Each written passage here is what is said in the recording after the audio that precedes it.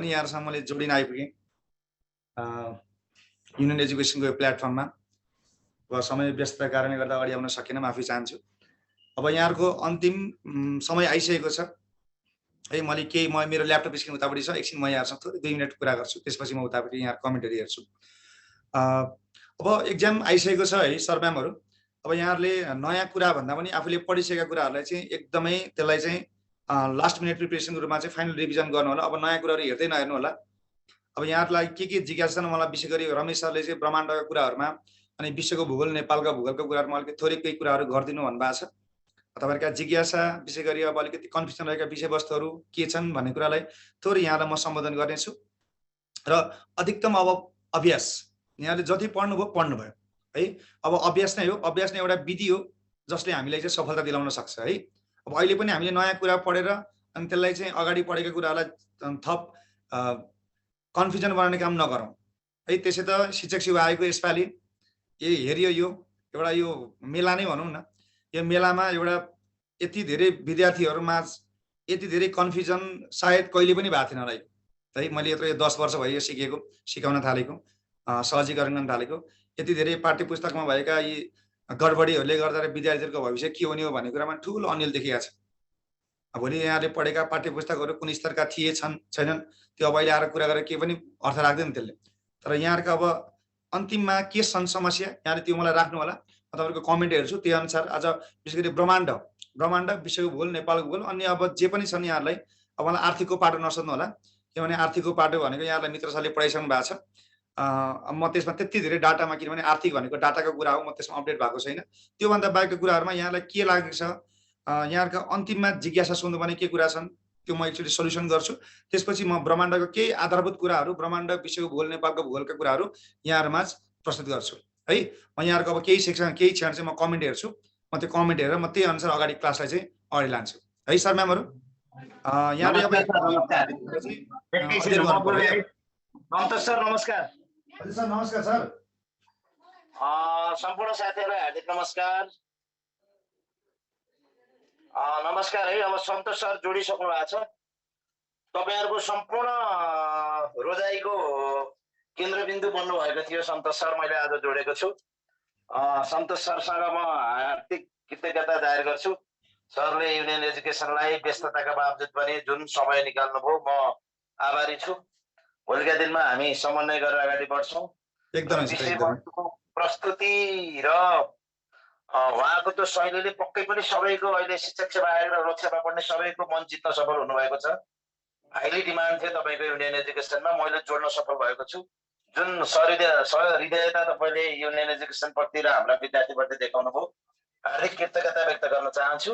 र साथीहरूको माग बमोजिमै हजुरले ब्रह्माण्डबाट सुरु गरेर उहाँहरूको इच्छा, चाहना, आवश्यकता पुरा गर्ने किसिमले परीक्षाको अघिल्लो दिनसम्म नियमित गरिदिनका लागि मेरो हजुरलाई सादर अनुरोध छ। हुन्छ सर, रमेश सर हुन्छ, भइहाल्छ। म अब एकछिन यहाँ सर म्यामहरूको कमेन्ट हेर्छु। उहाँहरूको जिज्ञासा बढी केमा देखिन्छ, म ब्रह्माण्डबाटै सुरुवात गर्छु। यो ब्रह्माण्डभित्रमा यहाँहरूको खास कन्फ्युजन केमा छ त्यो आफ्नो भन्नु होला, अथवा विश्वको भूगोलमा यहाँले नबुझेको कुराहरू। किनभने यो ब्रह्माण्ड, विश्वको भूगोल, नेपालको भूगोल यी सबै एकअर्कासँग सम्बन्धित विषय हुन् है, अन्तर सम्बन्धित छन्। यसलाई हामीले छुट्टै छुट्टै पढ्नै सकिँदैन। जब सूर्यको कुरा आउँछ, पृथ्वीको कुरा आउँछ, पृथ्वीको कुरा आउँछ, भूगोलको कुरा आउँछ, अनि अब हावापानीको कुरा आउँछ, वन जङ्गलको कुरा आउँछन्, जलवायु क्षेत्रको कुरा आउँछन्, नेपालको भूगोलको कुरा आउँछ।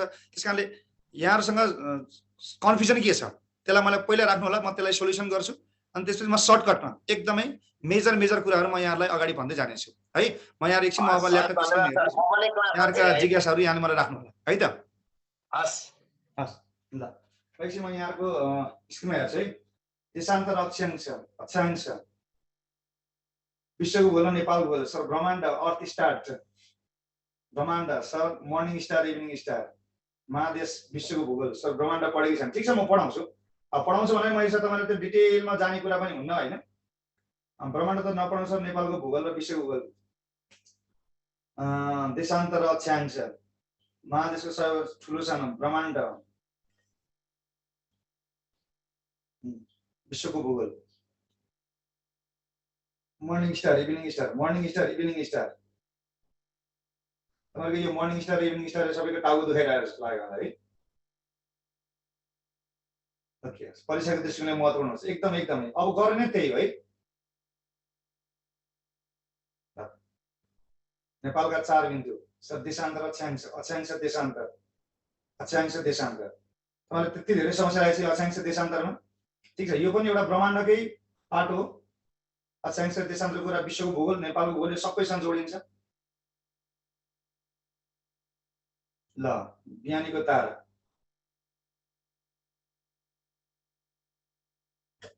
ओके, नेपालको भूगोल, नेपालको भूगोल भन्नुहोस्। अब यो नेपालको भूगोल अब यो 1-2 दिनमा पढेर साध्य हुने कुरा होइन। हेर्नुहोस् सरम्यामहरू है, ब्रह्माण्ड, डिग्री एन्ड टाइम, समयको कुरा, देशान्तर भन्नुहोस्। ल ठिक छ, मैले यहाँको जिज्ञासा हेरेँ। अब सोलर सिस्टम एक्जाम ओरिएन्टेड हुनुभएको छ। अब तपाईँको कमेन्ट यसरी आइरहेछ कि यो नेप्सेमा सर्किट हान्छ नि, सरर गरेर ड्याङ 10 अङ्क हान्ने, त्यसरी आइरहेछ। ल, अब तपाईँले यो उल्का, पृथ्वी, तारा यी कुरामा खास तपाईँले अन्तिममा ध्यान दिनु होइन। साधारण है, एकदमै साधारण क्वेसनहरुमा तपाईँले ध्यान दिनु सुरुमा। ल, संविधान भन्नुभएको छ। अब संविधान त हाम्रो रमेश सरले अब यहाँलाई भन्दा बढी कसलाई पढाउनु होला र? ल, उपग्रहको संख्या भन्नुभएको छ। यो पनि तपाईँलाई एकदमै यो ठुलो चुनौतीपूर्ण कुरा यही छ नि त। ल, अब पृथ्वीभन्दा नजिक रहेको ग्रह, त्यो त थाहा छैन नि, शुक्र त हो नि।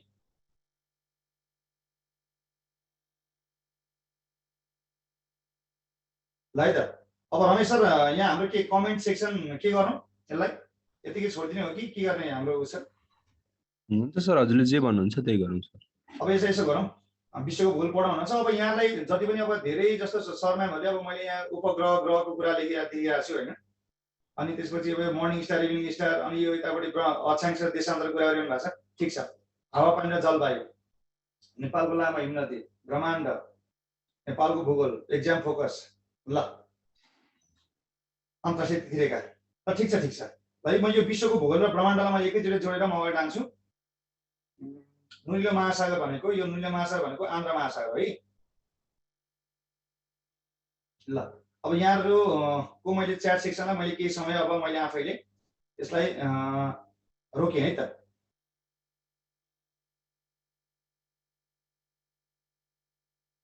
अब यहाँको च्याट सेक्सनलाई मैले मिनिमाइज गरेको छु, कृपया अब यहाँले त्यस्तो थप कमेन्ट नगर्नु होला, किनभने मेरो ल्यापटपमा पर छ, म यहाँ छु। अब एउटा मैले तपाईहरुको कमेन्ट हेर्दा मैले के देखेँ भन्दाखेरि म आउँछु ब्रह्माण्डको टपिकमा। आज म सुरुवात गर्ने ब्रह्माण्डको टपिकबाट हो। र ब्रह्माण्डमा हाम्रो दुईटा सेक्सन छ, यहाँले याद गर्नु भएको छ। एउटा हाम्रो के छ भन्दाखेरि ग्रह, उपग्रह, शिशु ग्रह, अनि त्यसपछि पृथ्वी ताराको कुरा गरेको छ भने हाम्रो खण्ड 2 मा के भनेको छ त, ब्रह्माण्डको उत्पत्ति, सौर्यमण्डल, पृथ्वीको कक्ष, कक्ष अनि अक्ष अनि गति भनेर सिलेबसमा राखेको छ। त्यसकारणले यहाँले त्यो सिलेबसमा के भनेको छ त्यो भन्दा बाहिर जाने नै होइन।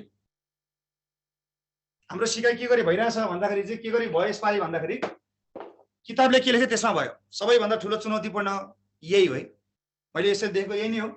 र आजको सेसन हामी ब्रह्माण्डबाट अगाडि बढाउँछौँ।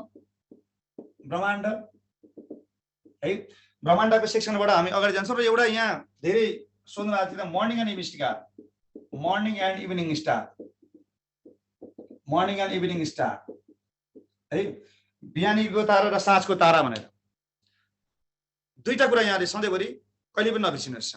अब मैले भनिहालेँ नि, हाम्रो पाठ्यपुस्तक लेख्ने साथीहरूले, हाम्रा लेखक भनौँ न, लेखकहरूले चाहिँ के लेख्नु भन्दाखेरि जे भेट्यो त्यही लेखिदिनु भयो, तर उहाँले कहिले पनि तथ्यको पछाडि दौडिने प्रयास गर्नु भएन। मेरो विश्लेषण हो यो है।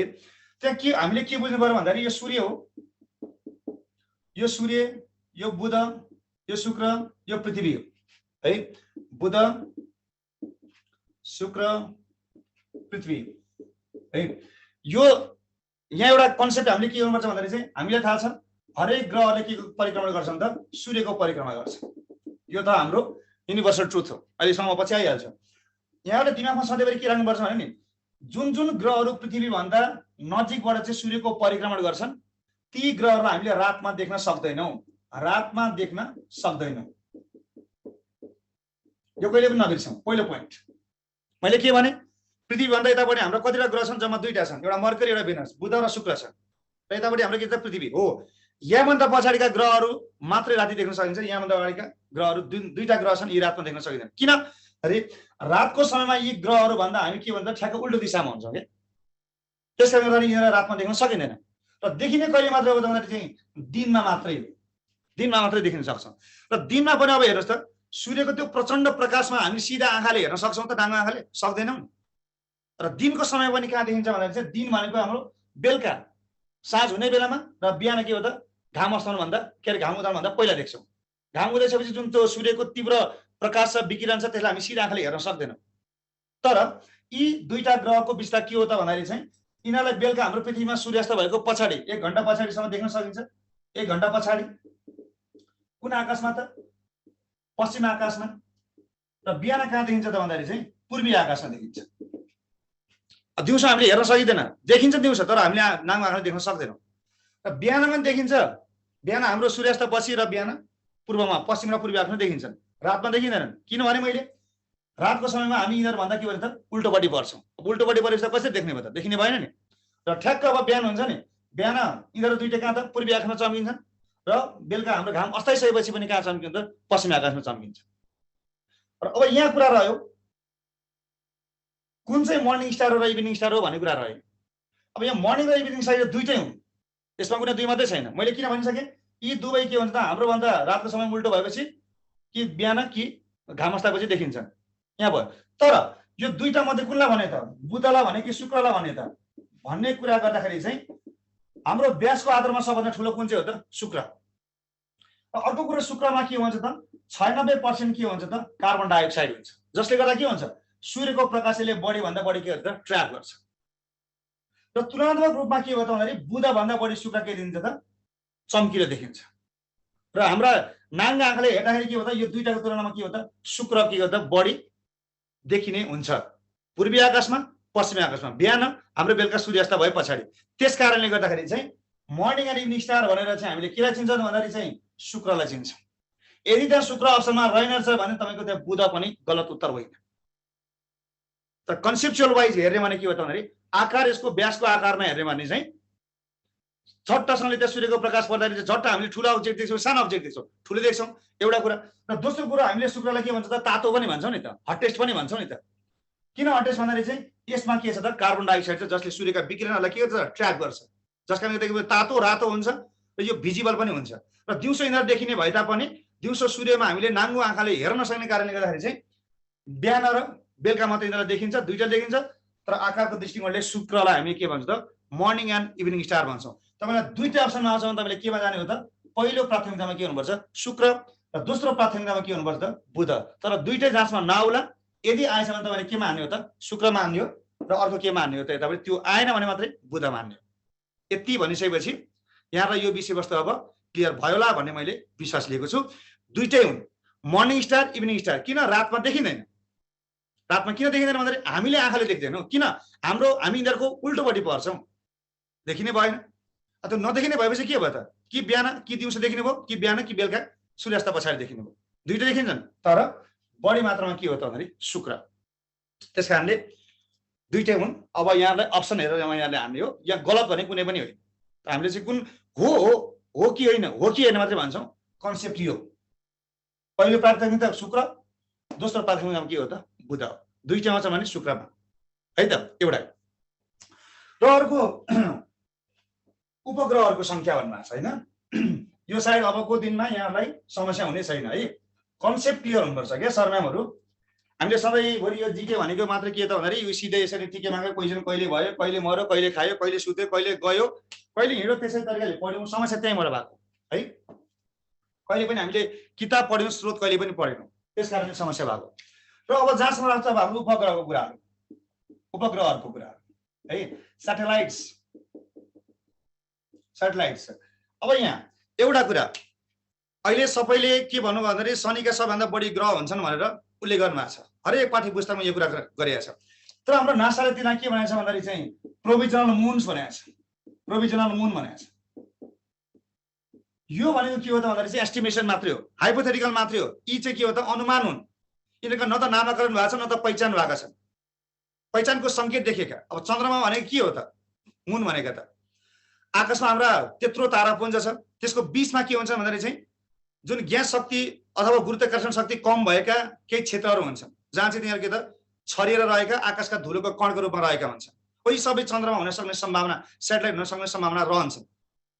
त्यस कारणले यहाँ चाहिँ अब अहिले नासाले चाहिँ प्रपोज गरेका मुनलाई चाहिँ संख्या जोडेर यति टोटल भएको छ भनेर जुन एउटा गलत भ्रम फिजाइएको छ, यो सरासर गलत हो है। हामीले एउटा श्रीमतीलाई विवाह गरेर घर नजान्जेलसम्म उनलाई हामी श्रीमती भन्न सक्दैनौँ। होला नि कसैको प्रेमी प्रेमिका, कसैको कोही सम्बन्ध होला, तर घरमा ल्याएपछि मात्रै हामी उनलाई के हो त श्रीमती अथवा श्रीमानले कुनै बिहे गरेपछि श्रीमान श्रीमती हुने हो, नभएसम्म त श्रीमान श्रीमती भन्न पाइएन नि। तर यहाँ बिहे हुनुभन्दा पहिले के हो त ए श्रीमती भइन् श्रीमान भयो भनेर चाहिँ पुरै व्याख्या गरेको पाइएको छ।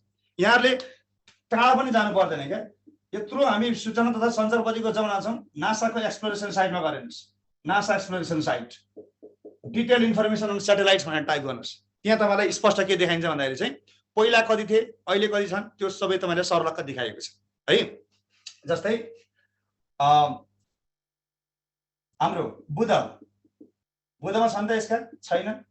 त्यसपछि शुक्रमा छ त, छैन। त्यसपछि पृथ्वीमा जम्मा एउटा छ, त्यसको नाम के हो त चन्द्रमा हो। त्यसपछि अर्को आउँछ मङ्गलमा दुईटा छन्, एउटा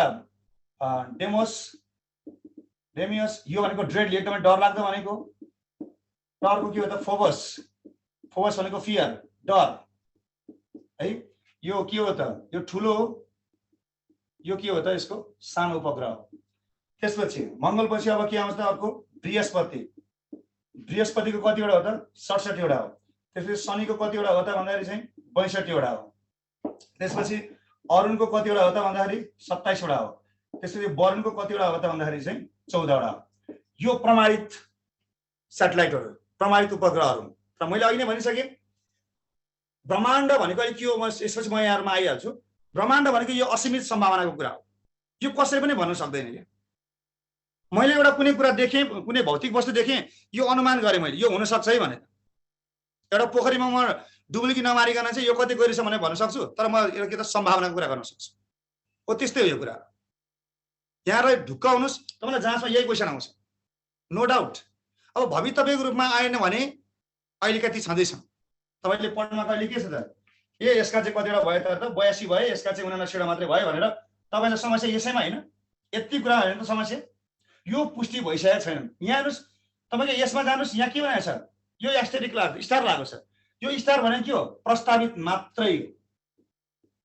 हाम्रा समसामयिकहरूलाई लेखकहरूलाई के हतार भयो त भन्दाखेरि चाहिँ आयो एउटा कुरा आयो हानिदिइहालौँ, ठोकिहालौँ, विचार तपाईँहरूको के दोष छ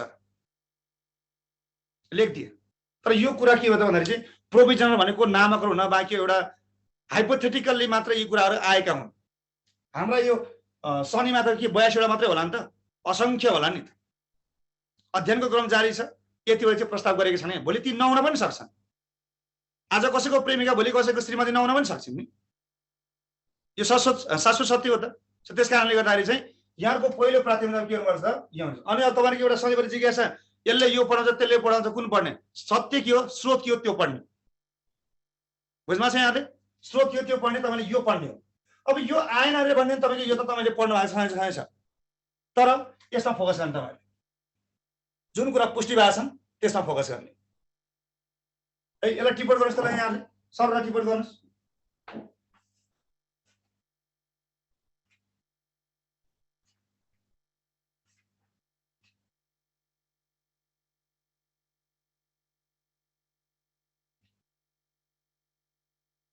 यो अब यसमा तपाईँले कन्फ्युजन नहुने है, तपाईँले यही पढ्ने हो।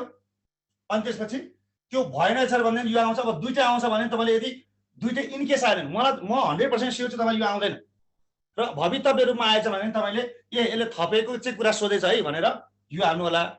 तर म भन्छु फेरि पनि यो तपाईँले अप्सनमा हुनेवाला छैन। कोही मैले भने नि भवितव्यको रूपमा आयो भने मात्रै हो, तर कुनै कुरा प्रमाणित हुन्छ भने त्यसको कुरा चाहिँ आउन सक्छ है। यसलाई यहाँले लेखिहाल्नुहोस् यहाँ है। र यसको ठुलो भने हामी केलाई भन्छौँ त,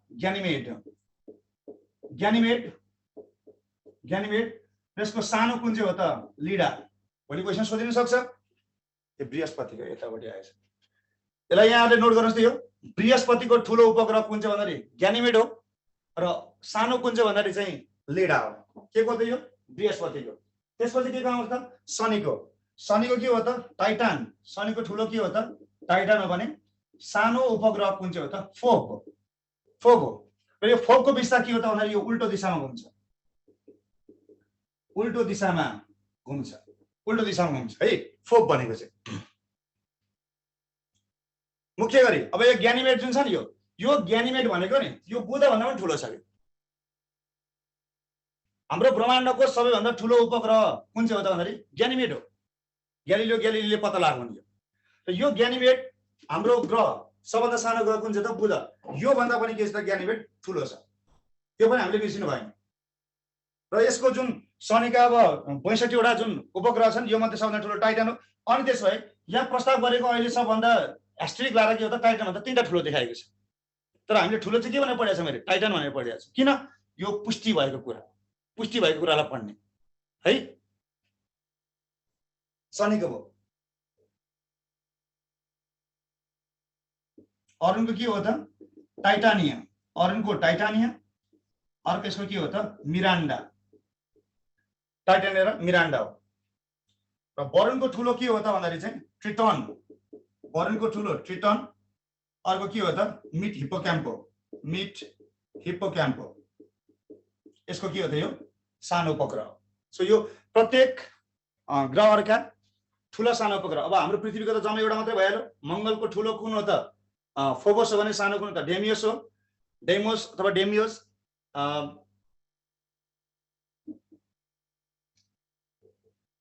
ल अनि बृहस्पतिको ठुलो कुन भन्दाखेरि ग्यानिमेड। मैले भनिसकेँ ग्यानिमेड भनेको हाम्रो ब्रह्माण्डकै सबभन्दा, ब्रह्माण्डको नभनौँ हाम्रो सौर्यमण्डलको के हो त? सबभन्दा ठुलो उपग्रह जुन चाहिँ बुध भन्दा पनि ठुलो छ।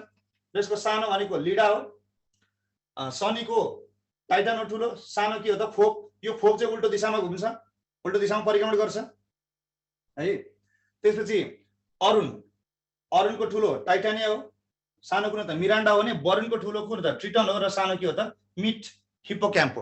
यो के हो त? सानो उपग्रह हो।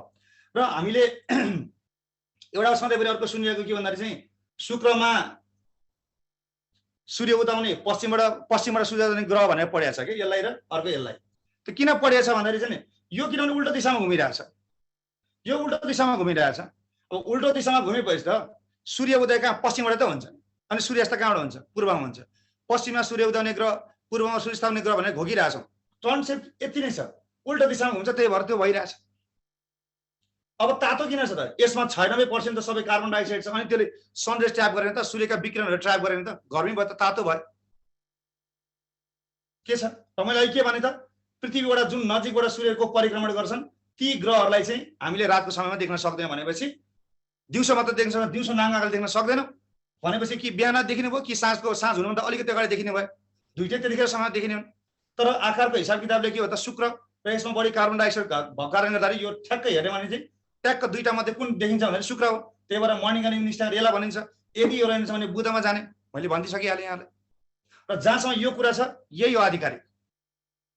नासाले यो मैले तपाईँलाई यहाँ साइड दिइसकेको छु है। त्यहाँ तपाईँले शनिको सङ्ख्या भनेर 82 लेखेको पाउनु होला। तर त्यहाँ 82 लेखेपछि तपाईँले के पाउनुहुन्छ? त्यहाँ एस्टेरिक पाउनुहुन्छ। त्यो एस्टेरिकलाई के भने उल्लेख गरेछ त? प्रोभिजनल मुन। प्रोभिजनल भनेको त नामाकरण हुन बाँकी, पहिचान हुन बाँकी, आधिकारिक हुन बाँकी भनेको प्रोभिजनल भनेको है। हामीले कुनै तथ्याङ्क वर्तन लास्टमा यो यसको यस्तो हालेको हुन्छ नि, त्यो भनेको त त्यसको क्राइटेरिया कन्डिसन छ है भन्न खोजेको थियो। तपाईँले त लिस्टै पाउनुहुन्छ। अब भोलि जाँचमा यदि बृहस्पति यो आएन छ, शनि यो आएन छ भने तर सिम्पल सबैभन्दा बढी उपग्रह भएको ग्रह कुन हो भनेर तपाईँ आँखा चिम्म गरेर के हान्दिने त? बृहस्पति हान्दिने हो। डाउट एन्ड अलिन्स प्रमाणित तथ्य हो। तर भोलि अब समसामयिकको दृष्टिकोणले भोलि चाहिँ यसमा कति छन् भनेर थपेको सङ्ख्यालाई लिएछ अरे भनेदेखि त्यसलाई भन्नु होला मलाई लाग्छ यो आउँदैन। आउँदैन किनभने यो प्रमाणित तथ्य होइन। प्रमाणित तथ्य के हो? सबैभन्दा बढी उपग्रह भएको ग्रह कुन छ त? बृहस्पति। नो डाउट यसले यो भन्यो त्यसले त्यो भन्यो त छोडिदिउँ। यही हो सत्य, सासो सत्य यही हो। यसको आधिकारिक निकाय कुन हो त? नासा। उसले के भनेछ? यसलाई प्रोभिजनल मुनको संज्ञा दिइसकेको छ। हामीलाई लेखकहरूले चाहिँ यहीँबाट हेर्नु फ्याट्टै हानिदिइहाल्नु भयो। दायाँ बायाँ मुनि के लेखा चाहिँ हेर्नु भएन, कष्ट गर्नु भएन, यो मात्रै हेर्नु है। यहाँहरू यो कुरामा चाहिँ के हुनु पर्यो त? सचेत हुनुपर्छ है त। ल यति कुराहरू मैले यहाँलाई यो दुईटा मैले विशेष गरी धेरै सर म्यामहरूले क्वेसन सोध्नु भएको, हाम्रो धेरै विद्यार्थीहरूमा कन्फ्युजन बनाइएको विषय भएको होइन, बनाइएको।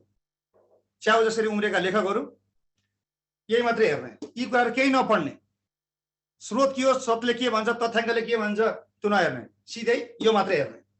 पुगेछ हानिदिइहाल, ठोकिहाल, के हो कसो हो, उपग्रह हुनलाई क्राइटेरिया के चाहिने हो, यो प्रोभिजनल भनेको मिनिङ के हो, छैन है। त्यस कारणले सिधै म भन्छु, फेरि पनि भन्छु, सबैभन्दा बढी उपग्रह भएको ग्रह कुन हो भने आयो भने तपाईँले बृहस्पति हान्ने हो। तपाईँले शनि हान्नु तपाईँ गलत हुनुहुन्छ है। यसमा चाहिँ मैले तपाईँलाई दोहोऱ्याइ तेह्रै भनेको छु यो कुरा। ल यहाँ हाम्रो यसको साइडमा 82 लेखिएको छ, तर तपाईँले यो पनि पढ्नुपर्छ।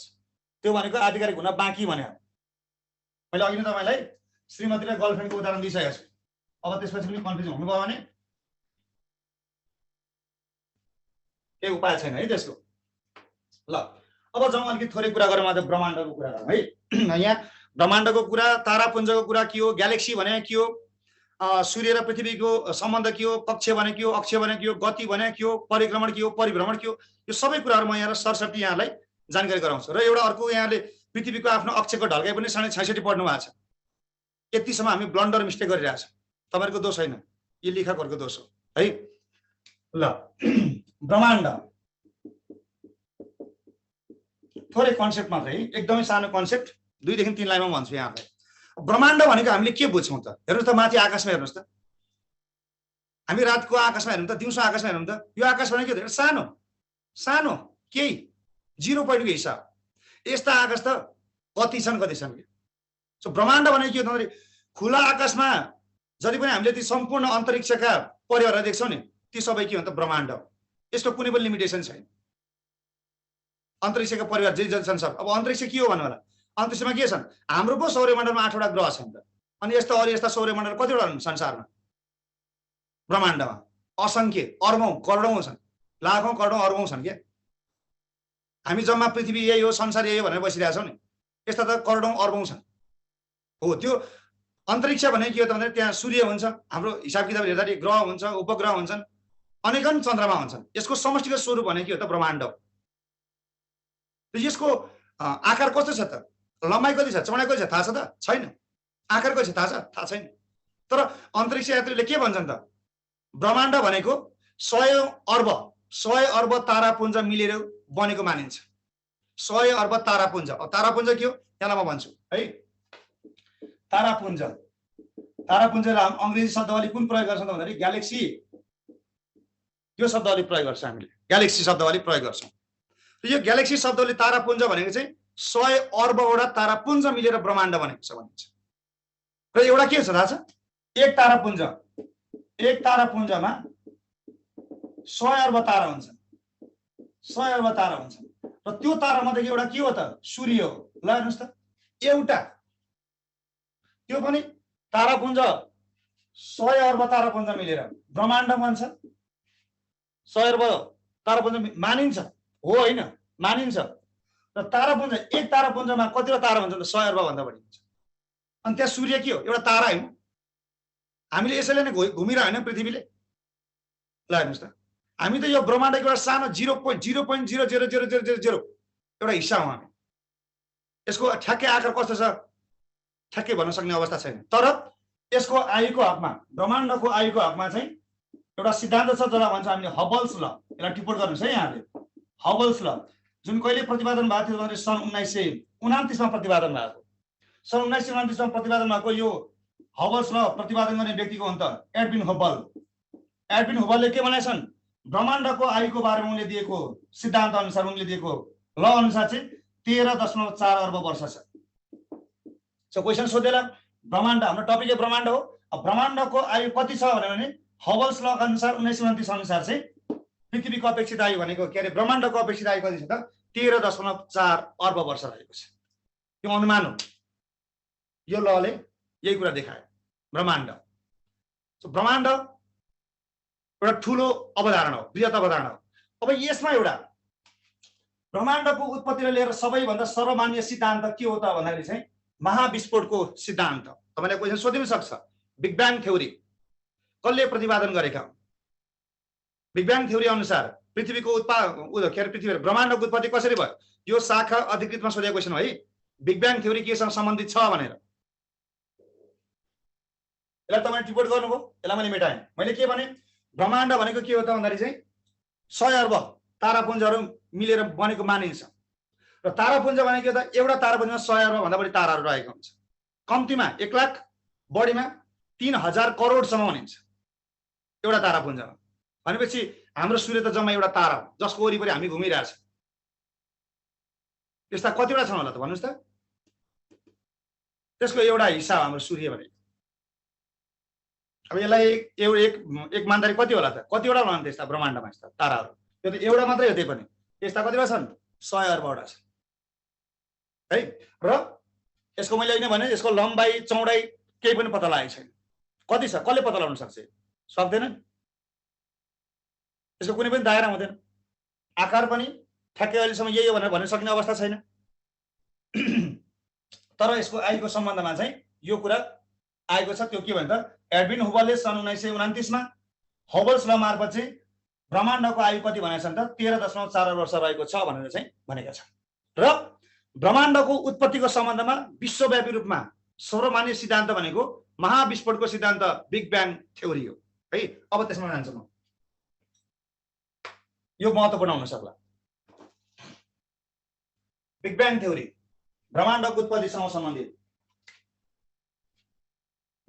Big bang theory, big bang theory, big bang theory महाविस्फोटको सिद्धान्त,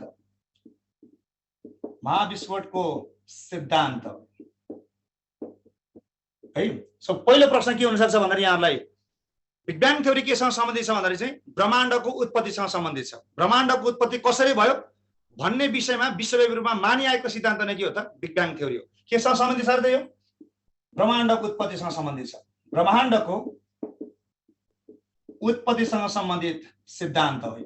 उत्पत्तिसँग सम्बन्धित सिद्धान्त। र यो सिद्धान्त कहिले प्रतिपादन गरेको भन्दाखेरि 1931 मा सन्ना हो। सन् 1931 मा जर्जेस लेमातायर यिनले चाहिँ यो सिद्धान्तलाई के हो त? पहिलो पटक मूर्त रूप दिएका थिए। यो सिद्धान्त अनुसार यो सिद्धान्त प्रतिपादन गर्ने व्यक्ति को भन्दा जर्जेस लेमातायर है। र यिनी बेल्जियन कस्मोलोजिस्ट,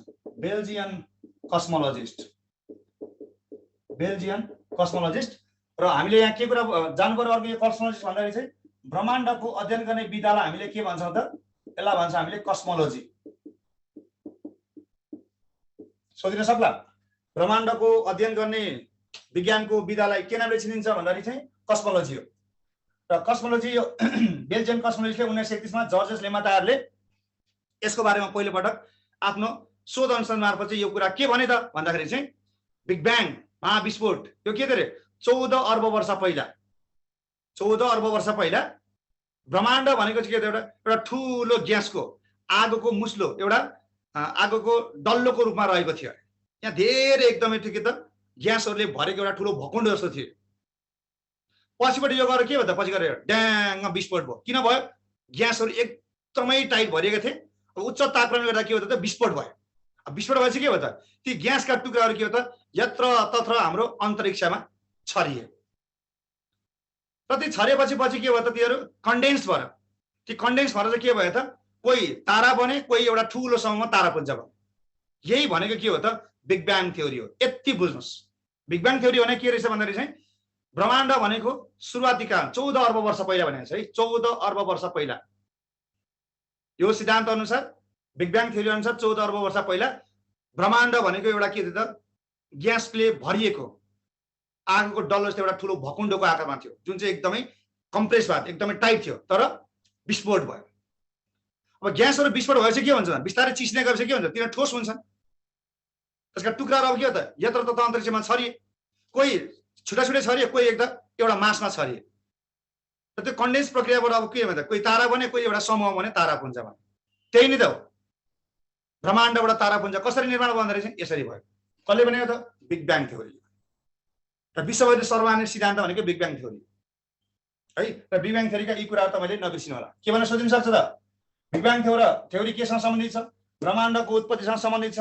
त्यसपछि यसको प्रतिपादन कहिले भएको छ? 1931 मा भएको छ। र यो गर्ने वैज्ञानिक को हो त? जर्जेस लेमातायर, उनी कुन देशका हुन् त भन्दाखेरि बेल्जियन कस्मोलोजिस्ट, र ब्रह्माण्ड सम्बन्धी अध्ययन गर्ने विधालाई के भन्छ हामीले कस्मोलोजी भन्छौँ।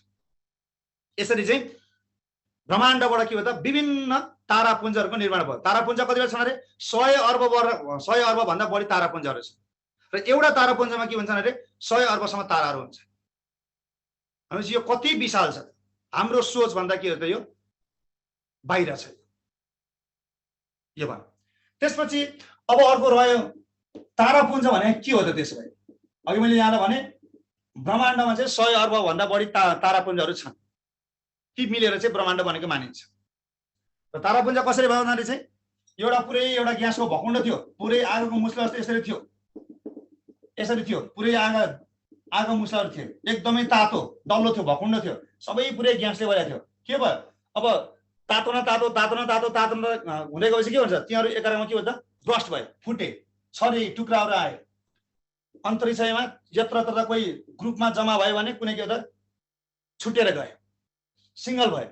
र यी तारापुञ्जहरू चाहिँ अब के भन्छन् त, एक ठाउँमा के भन्छ त अत्याधिक गुरुत्वाकर्षण शक्तिको कारणले गर्दाखेरि जुन जहाँ ठाउँमा छ त्यही ठाउँमा गएर के भयो त अडिएर बसे, र पछिबाट यसरी ग्रुपमा बसेको तारापुञ्ज भयो, अथवा छुट्टै रूपमा के हो त तारा भयो, तारापुञ्ज। यो ब्रह्माण्डमा 100 अर्ब भन्दा बढी तारापुञ्जहरू रहेका छन्। अर्ब यसरी बुझ्नु पर्यो है। ल बिग ब्याङ थ्योरीको कुरा र अगाडिको बबल्स ल यो नबिर्सिने यहाँले। आउने क्वेसन तपाईँले यदि आयो भने अगाडिबाट आउने क्वेसन यही नै हो। अब यसको डिटेलमा म ब्रह्माण्डमा गएन, यसको यो हुन्छ यहाँ ठोक्यो, यसमा ठोकेपछि यो ग्यास बन्यो, यो ग्यास चाहिँ तर यहाँ भयो, अरू चाहिँ ग्यासेस रूपान्तरण भयो, मैले केही पनि भनेन। सिम्पल यति कुरा जानै पुग्छ हामीलाई, किनभने हामी अन्तिम मिनट प्रिपरेसनमा छौँ। अब तारापुञ्ज, पुञ्ज भने के हो त, यो पुञ्ज भने के हो त झुण्ड हो कि, झुण्ड अथवा यसलाई हामी के भन्छौँ समूह। ताराहरूको समूह भने के हो त तारापुञ्ज।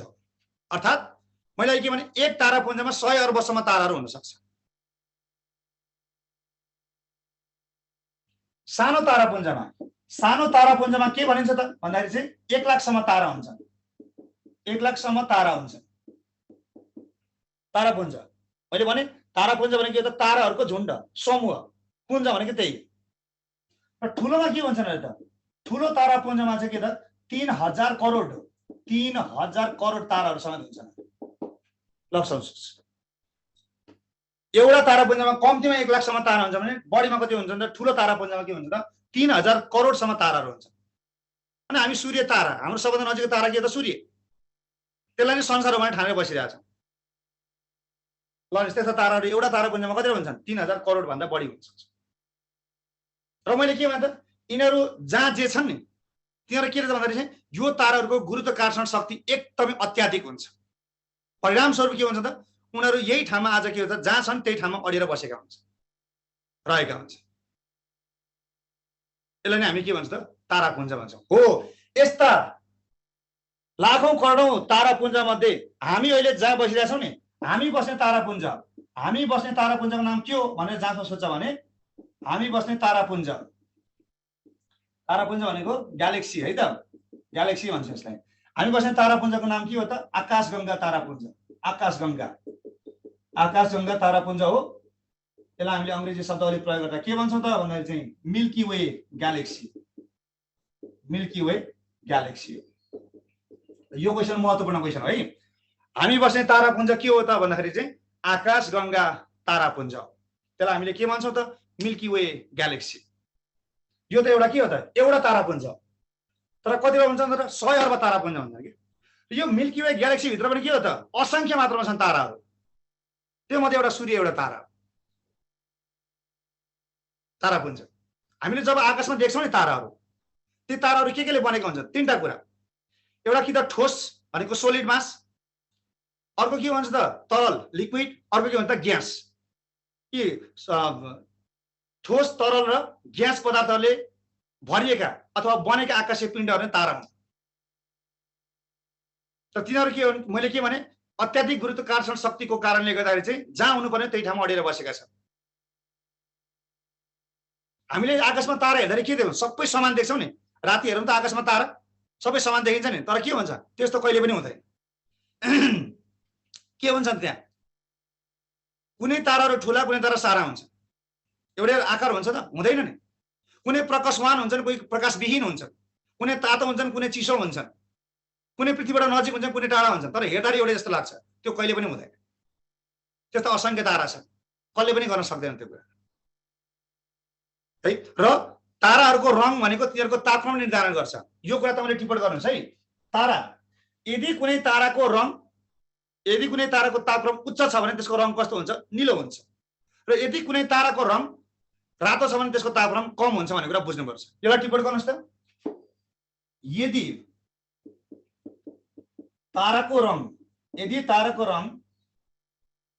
कुनै ताराको तापक्रम उच्च छ भने यसको रङ कस्तो हुन्छ त? यसको रङ हुन्छ निलो, रङ निलो हुन्छ एउटा। त्यसपछि यदि ताराको तापक्रम कम छ भने त्यसको रङ कस्तो हुन्छ त भन्दाखेरि चाहिँ रङ कस्तो हुन्छ त? रातो हुन्छ। यसलाई टिप्पणी गर्नुहोस्। यो क्वेसन सोधिन सक्छ है यहाँले जाँच्न। के भन्न सोधिन सक्छ त? कुनै पनि ताराको तापक्रम उच्च छ भने त्यसको रङ कस्तो हुन्छ भनेर सोध्छ भने निलो, रातो, पहेँलो, हरियो जे पनि राखिदिन सक्नुहुन्छ, निलो हुन्छ। जति तापक्रम बढ्दै गयो त्यति नै के हुन्छ त? निलो हुन्छ। भनेपछि यसबाट हामीले आकाशमा हेर्दाखेरि के देखिन्छ? अधिकांश ताराहरूको रङ के देखिन्छ? निलो देखिन्छ। तपाईँ एकचोटि रियल पिक्चरमा हेर्नुहोस्, ब्रह्माण्डका भिजुअल इमेजिनेसन स्लाइड हेर्नुहोस्, त्यहाँ हामीले के देख्छ? अधिकांश क्षेत्र निलो देख्छौँ। त्यो किन भन्दाखेरि चाहिँ त्यहाँ भएका ताराहरूको के हुन्छ? तिनीहरू प्रकाशवान छन्, तिनीहरूको तापक्रम उच्च छ, त्यस कारणले गर्दा तिनीहरूको रङ निलो हुन्छन्। भने यदि कुनै ताराको तापक्रम कम हुँदै जान्छ भने त्यसको रङ के हो त? झन् रातो हुँदै जान्छ। सो यो कुरालाई पनि हामीले बिर्सिनु भयो है। मैले के भन्दा शर्माहरू, तारापुञ्ज भनेको एउटा ताराको झुण्ड हो, समूह हो, अथवा यसलाई के भन्छ? हामीले पुञ्ज भन्छ। जहाँ कम्तीमा एउटा तारापुञ्जमा कम्तीमा 1 लाखसम्म तारा हुन्छ भने बढीमा कतिसम्म हुन सक्छ त? 3000 करोडसम्म हुन सक्छ। र यिनीहरू के बनेको हुन्छन् भने मैले अहिले भने सोलिड, लिक्विड, ग्यास, यी तीनटै पदार्थले बनेका आकाशीय पिण्डहरू नै तारा हुन्, जसमा गुरुत्वाकर्षण शक्ति के हुन्छ? अत्याधिक हुन्छ। त्यस कारणले गर्दा जुन ठाउँमा हुनुपर्ने हो त्यही ठाउँमा बसेका छन्। अब हामीले पृथ्वीबाट आकाशमा तारा देख्छौँ नि, के हो त? धेरै टाढासम्म फैलिएका छन्, त्यसको कुनै पनि लिमिटेसन छैन। र कुनै मैले अहिले के भने कुनै प्रकाशवान हुन्छन्, कसैको प्रकाश हुन्छ, कुनैको हुँदैन, कुनै आकारमा ठुलो हुन्छ, कुनै सानो हुन्छ, कुनै चिसो हुन्छ, कुनै तातो हुन्छ, कुनै पृथ्वीबाट नजिक हुन्छ, कोही टाढा हुन्छ। तर एकअर्कालाई उनीहरू के हो त? गुरुत्वाकर्षणले के गर्दा बाँधेर राखेका हुन्छ है। यिनै ताराहरूको झुण्ड समूहलाई हामी के भन्छ त? तारापुञ्ज भन्छ। र यस्ता 100 अर्ब भन्दा बढी तारापुञ्ज मिलेर ब्रह्माण्ड बनेको छ। हामी कुन तारापुञ्जमा पर्छौँ भने त? हामी पर्ने तारापुञ्ज के हो त? ती 100 अर्ब तारापुञ्ज मध्ये एउटा तारापुञ्ज, त्यो कुन हो त? आकाशगंगा तारापुञ्ज, जसलाई हामीले के भन्छौँ? मिल्की वे ग्यालेक्सी भन्छ। अब थोरैमा हाम्रो आकाशगंगा तारापुञ्जको बारेमा यहाँ थोरै जानकारी गराउँछु। त्योभन्दा पहिला तारापुञ्जको आकार, यो जुन तारापुञ्ज हुन्छन्, यी तारापुञ्जको चाहिँ के हो त? आकारका आधारमा यिनीहरू 3 प्रकारका हुन्छन्। 3 प्रकारका हुन्छन् है। के को आधारमा त? आकारको आधारमा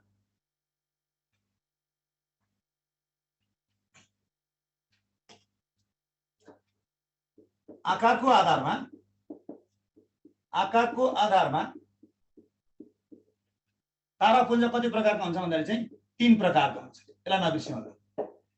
यसलाई के भन्छ? पहिलो आकार के हो त? कमानी। कमानीमा यसलाई के भन्छ त? घुमाउरो, अथवा हामीले के भन्छ त्यसलाई? स्पाइरल पनि भनेर शब्दले प्रयोग गर्न सक्छौँ। दोस्रो के हुन्छ त? अण्डाकार हुन्छ।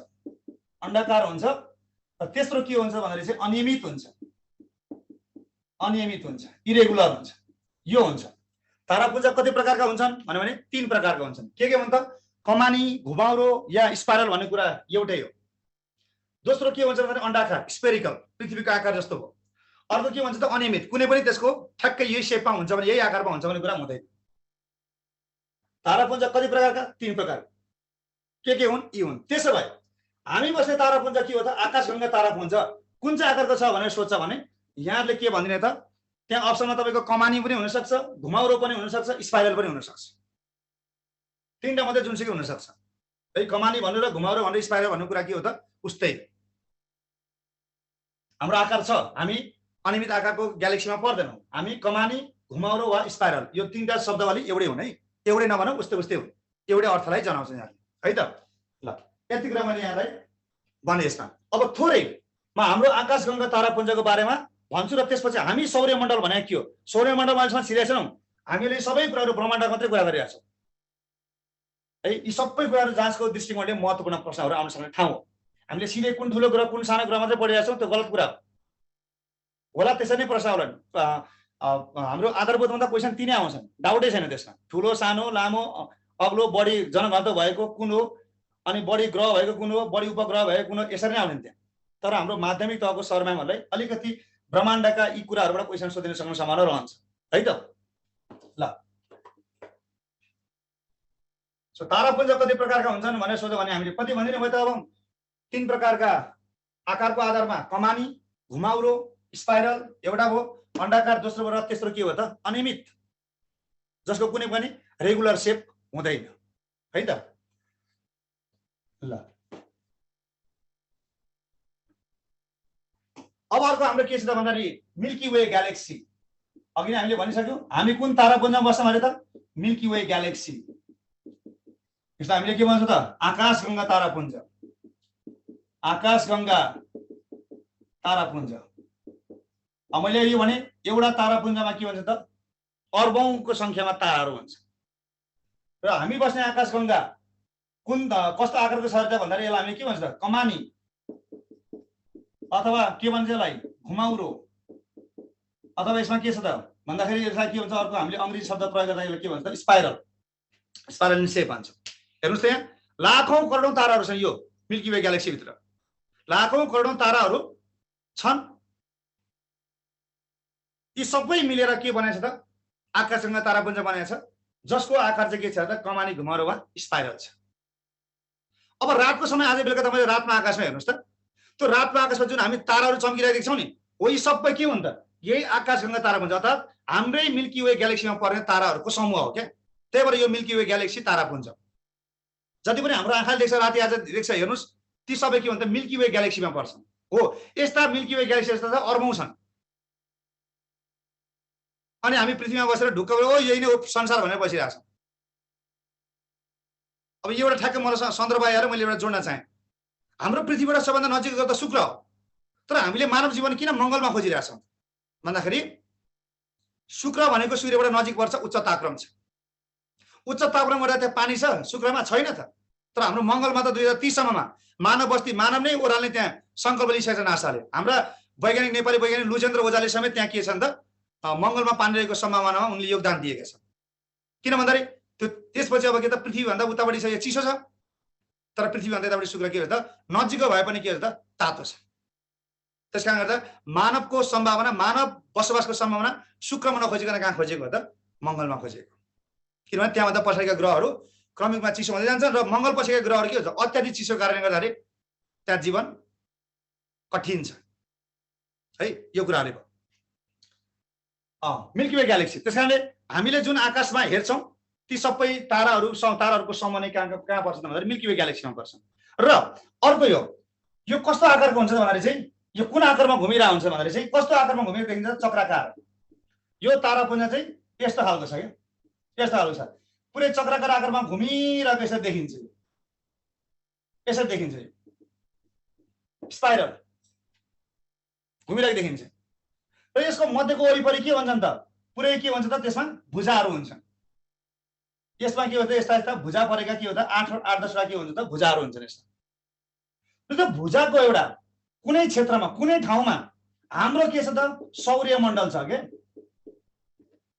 मैले के भने मिल्की वे ग्यालेक्सी एउटा ठुलो तारापुञ्जहरूको समूह हो जुन चाहिँ के भन्छ एउटा चक्राकार आकारमा घुमिरहेको देखिन्छ एकचोटि माथि हेर्नुस् त राति सर एक टक लगाएर हेर्नुहोस् तपाईँ त्यो घुमिरहेको देख्नुहुन्छ त्यो घुम्दाखेरि कस्तो आकारमा हुन्छ त चक्राकार आकारमा घुमिरहेको जस्तो देखिन्छ र त्यसको छेउछेउका त्यसको मध्यको वरिपरि जुन भाग हुन्छ त्यसमा के भन्छ त भुजा हुन्छ 8-10 भुजा हुन्छ त्यसमा र ती भुजाहरूमा विभिन्न सौर्यमण्डलहरू चाहिँ केन्द्रित भएका हुन्छन् त्यसमध्ये हाम्रो सौर्यमण्डल यसको केन्द्रबाट करिब 30,000 प्रकाश वर्ष टाढा 30,000 प्रकाश वर्ष टाढा 30,000 प्रकाश वर्ष टाढा के छ त 8वटा ग्रह सहितको एउटा सौर्यमण्डल छ जुन चाहिँ एउटा कुनै त 30,000 प्रकाश वर्ष टाढा एउटा भुजाको एउटा छेउमा केन्द्रित अवस्था मात्रै हो भनेको यो यत्रोमा हाम्रो सौर्यमण्डल भनेको यति मात्रै एउटा पोइन्ट हो के यस्ता सौर्यमण्डल यहाँ कतिवटा होला भन्नुस् त जुन हाम्रो 8वटा ग्रह छ नि सौर्यमण्डलमा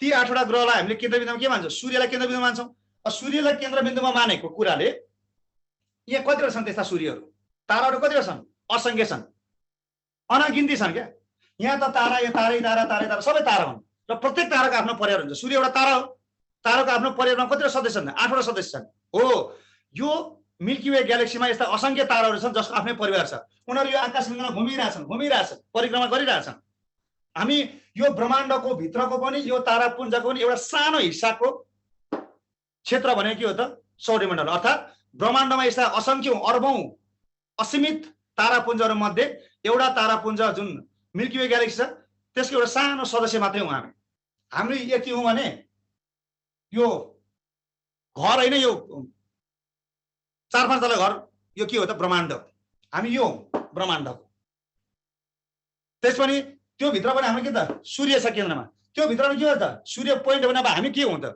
सम्झ्यौँ आफैले है ल यति कुरा बुझ्यो हामी के गर्छौँ मिल्की वे ग्यालेक्सीको केन्द्रबाट क्वेसन यसरी आउन सक्ला हामी बसेको तारापुञ्ज के हो त आकाशगङ्गा तारापुञ्ज आकाशगङ्गा तारापुञ्जमा असङ्ख्य मात्रामा सौर्यमण्डलहरू हुन्छन् सौर्यमण्डल हुनलाई चाहिँ के हुनुपर्छ त तारा हुनुपर्छ अरे ताराहरूको समूह र प्रत्येक ताराहरूको आफ्नो परिवार हुन्छ त्यो तारालाई घुम्ने के हुन्छ त ग्रह हुन्छ त्यहाँनिर अब त्यसै गरी यो घुमिरहने एउटा यो स्पाइरल आकारको जुन मिल्की वे ग्यालेक्सी छ यसमा असङ्ख्य सौर्यमण्डलहरू छन् त्यसमध्ये हाम्रो 8वटा ग्रहको सौर्यमण्डल पनि एउटा हो जुन चाहिँ कहाँ छ अरे त यो मिल्की वे ग्यालेक्सीको केन्द्रबाट कति हजार वर्ष टाढा छ अरे त 30,000 प्रकाश वर्ष टाढा रहेको छ सोध्देला हामी जुन मिल्की वे ग्यालेक्सीमा पर्छौँ त्यहाँबाट हामी कति दूरीमा छ त हाम्रो सौर्यमण्डल पृथ्वी होइन सौर्यमण्डल 30,000 प्रकाश वर्ष टाढा एउटा कुनै भुजाको एउटा क्षेत्र मात्रै हो सानो पोइन्टको क्षेत्र मात्रै हो है यहाँ बस्छौँ हामी हो अब हामी केमा प्रवेश गरौँ त भन्दाखेरि बल्ल हामी केमा प्रवेश गर्छौँ त सौर्यमण्डल यस्ता सौर्यमण्डल त कति छन् यो मिल्की वे ग्यालेक्सीमा हामी त्यसको यतापट्टिको एउटा कुनाको एउटा यहाँ छौँ यहाँ सूर्य छ यसको वरिपरि के त हामीलाई ग्रहहरू छ यहाँ कतिवटा छन् अरूहरू सम्झिनुहोस् त यसको कुनै लेखाजोखा छैन र यो खोज्न सक्ने कुरा पनि होइन किनभने यो के कुरा हो त यो असीमित कुरा है त अब हामी प्रवेश गरौँ सौर्यमण्डल सौर्यमण्डल भने के हो त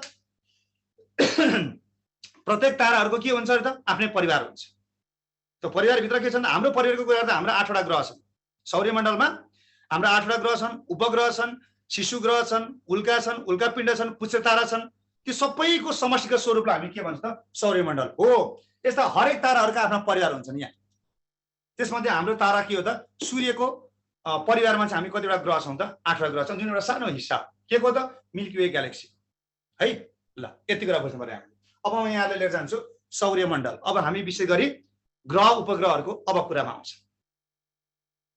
ब्रह्माण्ड भने के हो तारापुञ्ज भने के हो तारापुञ्जभित्र पनि हाम्रो कुन पुञ्ज त मिल्की वे ग्यालेक्सी यो के हो यहाँभित्र के छन् त असङ्ख्य मात्रामा सौर्यमण्डल छ त्यो मध्ये हाम्रो सौर्यमण्डल के हो त 8वटा ग्रह भएको सौर्यमण्डल अब त्यसमा प्रवेश गर्ने बल्ल भनेपछि कति कुरा पढ्न बाँकी रहेछ भन्नुहोस् त यहाँ ब्रह्माण्डमा त्यो एउटा पनि यसको हिसाब पनि समय अध्ययन भइसकेको छैन भने हामी त यहाँ जुन सौर्यमण्डल एउटा सानो बिन्दुमा छ नि यहाँ पृथ्वीबाट हामी मङ्गलमा मानव जीवन खोजी गरेका छौँ यतातिर के होला हाम्रो यस्तै संसार होला कि नहोला अचम्म लाग्दो छ के थाहा होला नि त हामीलाई थाहा छैन कि हामी चाहिँ पृथ्वी नै संसार हो भनेर बसिरहेछौँ केही कुरा हो है त ल अब हामी जाउँ सौर्यमण्डलमा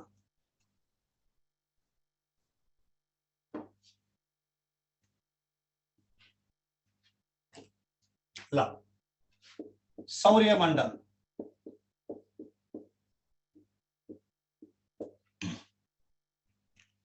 हाम्रो सौर्यमण्डलको कुरा गर्ने अब अरूको सौर्यमण्डल त कति छन् सम्झिनुहोस् त एकचोटि एउटा हाम्रो आकाश छ यस्ता आकाश कतिवटा छन् अर्बौं खर्बौं छन् यो पनि एउटा हाम्रो आकाश भनेको मिल्की वे मात्रै हो मिल्की वेको एउटा सानो हिस्सा हामी हौँ हामीले त रातिभरि सबै तारा देख्छौँ नि त्यो तारा के हामीले ठ्याक्कै त्यहाँ गर्दा त्यही अवस्था देखिन्छ त छैन जसरी हाम्रो सौर्यमण्डल छ नि तिनीहरूको आफ्नै परिवार छ तिनीहरू यो आकाशगङ्गामा निरन्तरमा घुमिरहेछन् परिक्रमा गरिरहेछन् सूर्यले पनि त परिक्रमण गरिरहेको छ यो आकाशगङ्गामा, मिल्की वे ग्यालेक्सीमा। हामी चाहिँ सूर्यलाई परिक्रमण गरिरहेका छौँ, सूर्यले त्यो आकाशगङ्गालाई परिक्रमण गरिरहेको छ। हो त्यस्ता सूर्य कति छन् पृथ्वीमा? सरी, पृथ्वीमा अरे ब्रह्माण्डमा अर्बौं खर्बौं छन्, लेखाजोखा छैन है। ल अब हाम्रो सौर्यमण्डल भनेको के हो त? सौर्यमण्डल भनेको अहिले हाम्रो परिवेशमा हुँदाखेरि चाहिँ सौर्यमण्डल के हुन्छ? तारा हुन्छ, अरू के हुन्छ त? ग्रह हुन्छन्, उपग्रह हुन्छन्, शिशु ग्रह हुन्छन्, उल्कापिण्ड हुन्छन्, पुष्प तारा हुन्छन्। ती सबैको समष्टिगत स्वरूप भनेको के हो त? सौर्यमण्डल हो। र अब हाम्रो केसमा के हो त? सौर्यमण्डल भनेको सूर्यको केन्द्रबिन्दुमा, हाम्रो सौर्यमण्डलको केन्द्रबिन्दुमा के रहेछ त? सूर्य। सूर्य एउटा तारा हो। पृथ्वीबाट सबैभन्दा नजिकको तारा कुन चाहिँ हो त? सूर्य हो। अनि अब कति छन् त्यहाँ ब्रह्माण्डमा? त्यसको कुनै लेखाजोखा छैन है। ल अब हाम्रो सूर्यलाई चाहिँ 8 वटा ग्रहहरूले के गर्छन् त? परिक्रमण गर्छन्। हाम्रो सौर्यमण्डलमा चाहिँ, हाम्रो सौर्य परिवारमा चाहिँ 8 वटा ग्रहहरू छन्। यिनले के को परिक्रमण गर्छन् त? सूर्यको परिक्रमण गर्छन्। सूर्यको परिक्रमण गर्छन्। विभिन्न दूरीमा रहेर एकै दिशामा के गर्छन् त? यी 8 वटा ग्रहहरूले सूर्यको परिक्रमण गर्छन् र यिनीहरू आफै पनि के भन्छन् त? यी ग्रहहरू घुमिरहेको हुन्छन्। यसैलाई हामी के भन्छौँ त? सौर्यमण्डल भन्छौँ है, सौर्यमण्डल। अब यहाँ सौर्यमण्डलमा सूर्य केन्द्रित सिद्धान्त यो महत्त्वपूर्ण छ। सूर्य केन्द्रित सिद्धान्त, त्यसपछि यो ग्रहहरूको जन्म कसरी भयो? थोरै एउटा म यहाँलाई हाइपोथेसिस भन्छु है। त्यसलाई हामीले के भन्छ त? सौर्यमण्डल अथवा त्यसलाई के हो त? ग्रहहरूको उत्पत्ति। ग्रहहरूको उत्पत्ति सम्बन्धमा प्रतिपादन गरेको पहिलो सिद्धान्त कुन हो त भन्दाखेरि चाहिँ नेबुलर हाइपोथेसिस हो। नेबुलर हाइपोथेसिस, नेबुलर हाइपोथेसिस हो। र नेबुलर हाइपोथेसिस कहिले प्रतिपादन गरेको छ? 1755 मा। कसले गरेको थियो त? Emmanuel can't. इमानुएल कान्ट भन्नेले चाहिँ यसलाई प्रतिपादन गरेको थियो। यसलाई म थोरै सम्झाउँछु। पहिले सूर्य केन्द्रित सिद्धान्तको कुरा गरौँ। सन् 1543 मा एउटा आधुनिक समयमा एउटा सिद्धान्त आयो, त्यसलाई भन्छ हामीले हेलियोसेन्ट्रिक थ्योरी। हेलियोसेन्ट्रिक थ्योरी। र यो प्रतिपादन गर्ने वैज्ञानिक को हुन् त? Nicolaus Copernicus. यो नाम नबिर्सिनु होला है। उनी कुन देशका वैज्ञानिक हुन् त भन्दाखेरि चाहिँ पोल्यान्डका। ल यसलाई टिप्पणी गर्नुहोस् त यहाँहरूले। सूर्य केन्द्रित सिद्धान्त, हामी एउटा ठुलो ब्रह्माण्डको अवधारणाबाट तारापुञ्जमा आयो। तारापुञ्ज भने यस्ता असङ्ख्य छन्, त्यसभित्रको एउटा सानो तारापुञ्ज भनेको मिल्की वे ग्यालेक्सी हो। त्यो भित्र पनि के त? असङ्ख्य मात्रामा सौर्यमण्डलहरू छन् र तिनीहरूको आफ्नै परिवार छन्। त्यो मध्येमा हामी कहाँ पर्छौँ भने चाहिँ यो सूर्य भएको 8 वटा ग्रह सहितको सौर्यमण्डल हाम्रो, जुन चाहिँ एउटा मिल्की वे ग्यालेक्सीको सानो 0 पोइन्टको हिस्सा है। र अब सौर्यमण्डलमा सबैभन्दा हाम्रो केन्द्रबिन्दुमा के छ त? सूर्य छ। यो सूर्य चाहिँ केन्द्रबिन्दुमा छ भनेर पहिलोपटक पुष्टि गरेको सिद्धान्त कुन हो त भन्दाखेरि चाहिँ सौर्य केन्द्रित सिद्धान्त। यसलाई हामी इङ्ग्लिसमा भन्छौँ हेलियोसेन्ट्रिक थ्योरी। हेलियोस भनेको के हो त? सन। सरनामहरू, हेलियोस भनेको के हो त? सूर्य हो। सेन्ट्रिक भनेको के हो त? सेन्ट्रिक भनेको के हो त? सेन्टर हो। केन्द्रबिन्दुमा के छ? सौर्यमण्डलको, हाम्रो सौर्यमण्डलको केन्द्रबिन्दुमा के छ? सूर्य छ। त्यही सिद्धान्त नै के हो त? सौर्य केन्द्रित सिद्धान्त। सो पहिलो क्वेसन अब के आउँछ जसमा हामीले सौर्य केन्द्रित सिद्धान्त कहिले प्रतिपादन गरेको थियो भने सन् 1543 मा। पहिलोपटक सौर्यमण्डलको केन्द्रबिन्दुमा छ भनेर पत्ता लगाउने वैज्ञानिक को हुन् भन्दाखेरि निकोलस कोपर्निकस। कुन सिद्धान्त मार्फत? यही हेलियोसेन्ट्रिक थ्योरी मार्फत। उनी कुन देशका नागरिक हुन् त भन्दाखेरि चाहिँ, कुन देशका वैज्ञानिक हुन् भन्दाखेरि पोल्यान्डका वैज्ञानिक। यति कुरा हामीले बिर्सिनु भएन है त। हेर्नुहोस् यसलाई सौर्य केन्द्रित अथवा सूर्य केन्द्रित सिद्धान्त। ल अब हेर्नुहोस् त, एउटा कुरा याद गर्नुहोस् त, सम्झिनुहोस् न ठ्याक्कैसँगले। यो पृथ्वी ठ्याक्कै त्यो ठाउँमा कसरी बस्या होला? बुध त्यही ठाउँमा कसरी बस्या होला? शुक्र त्यही ठाउँमा कसरी बस्या होला? प्लुटोलाई किन हटाएको होला?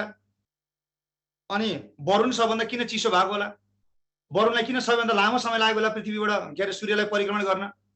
टक्क प्र्याक्टिकली सम्झिने कुराहरू, 2-3वटा पोइन्ट घोकेको कुराहरूमा एउटा भिजुअल इमेजिनेसन बनाइदिन्छ क्या दिमागमा। टक्कसँगले सररती 9 वटा ग्रह 8 वटा ग्रहहरूले त्यो परिक्रमण गरेको सम्झिनुहोस् त सूर्यलाई।